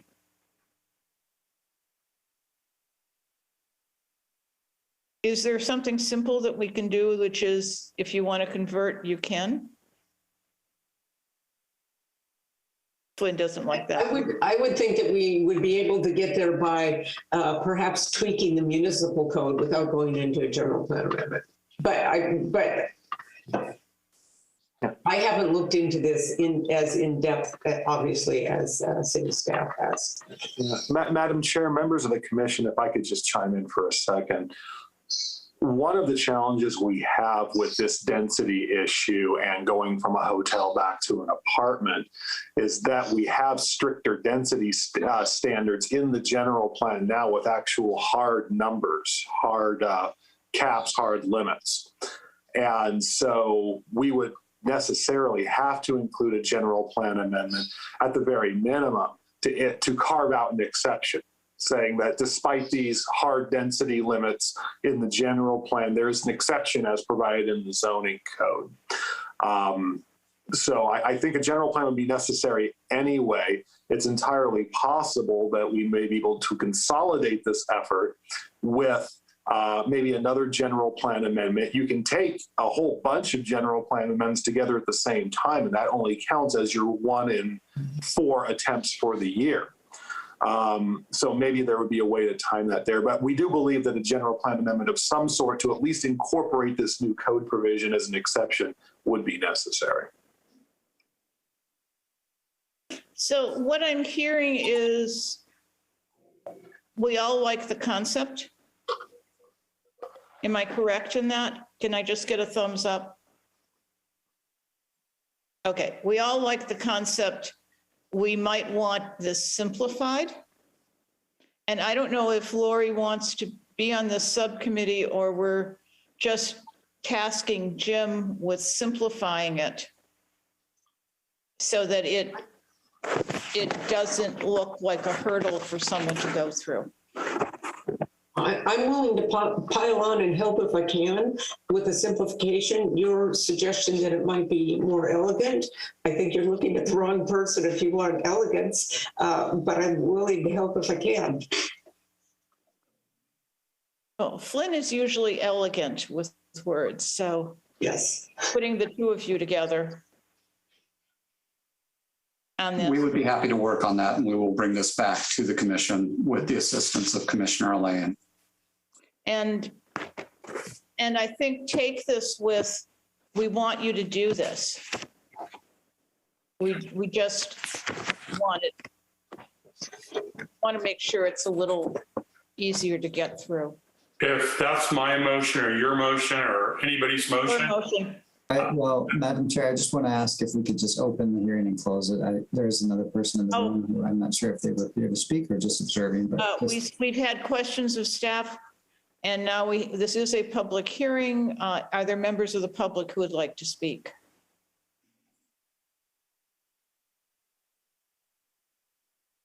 You have joined us the entire meeting. Congratulations for the two members of the public whose names still appear.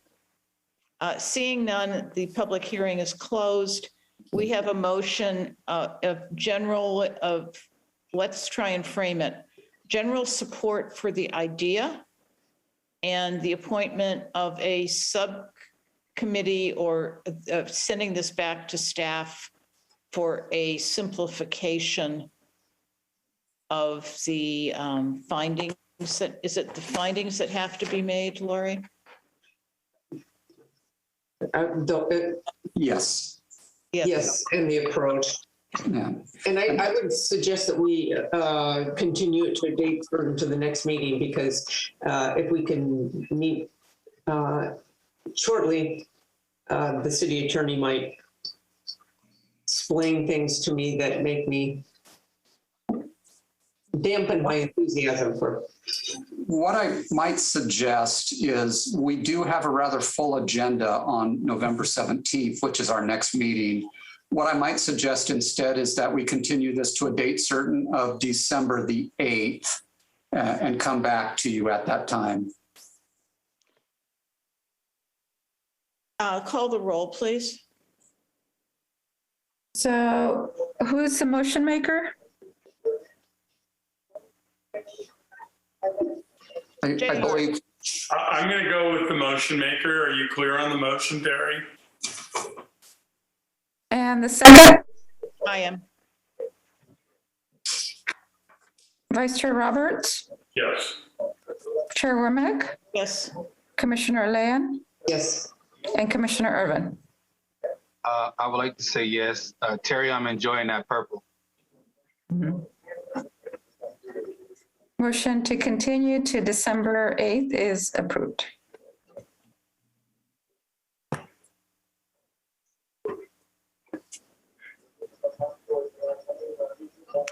So moving right along through our agenda, we have no unfinished business. We have no new business. Are there any Planning Commission reports, requests, or comments? Seeing none, it's the Planning Director's report. Madam Chair, just very quickly, our next meeting of the Planning Commission will be on November the 17th. This is a change from our published calendar. We were originally intended to meet on November the 10th, but due to one of our agenda items, it's more appropriate to hold the meeting on the 17th. So I just wanted to give you all a heads up that our next meeting will be on November the 17th, and that will be our only meeting in November. Well, what about December? Will we have 2 meetings? Currently, our calendar is only to have 1 meeting in December, and that will be on December the 8th.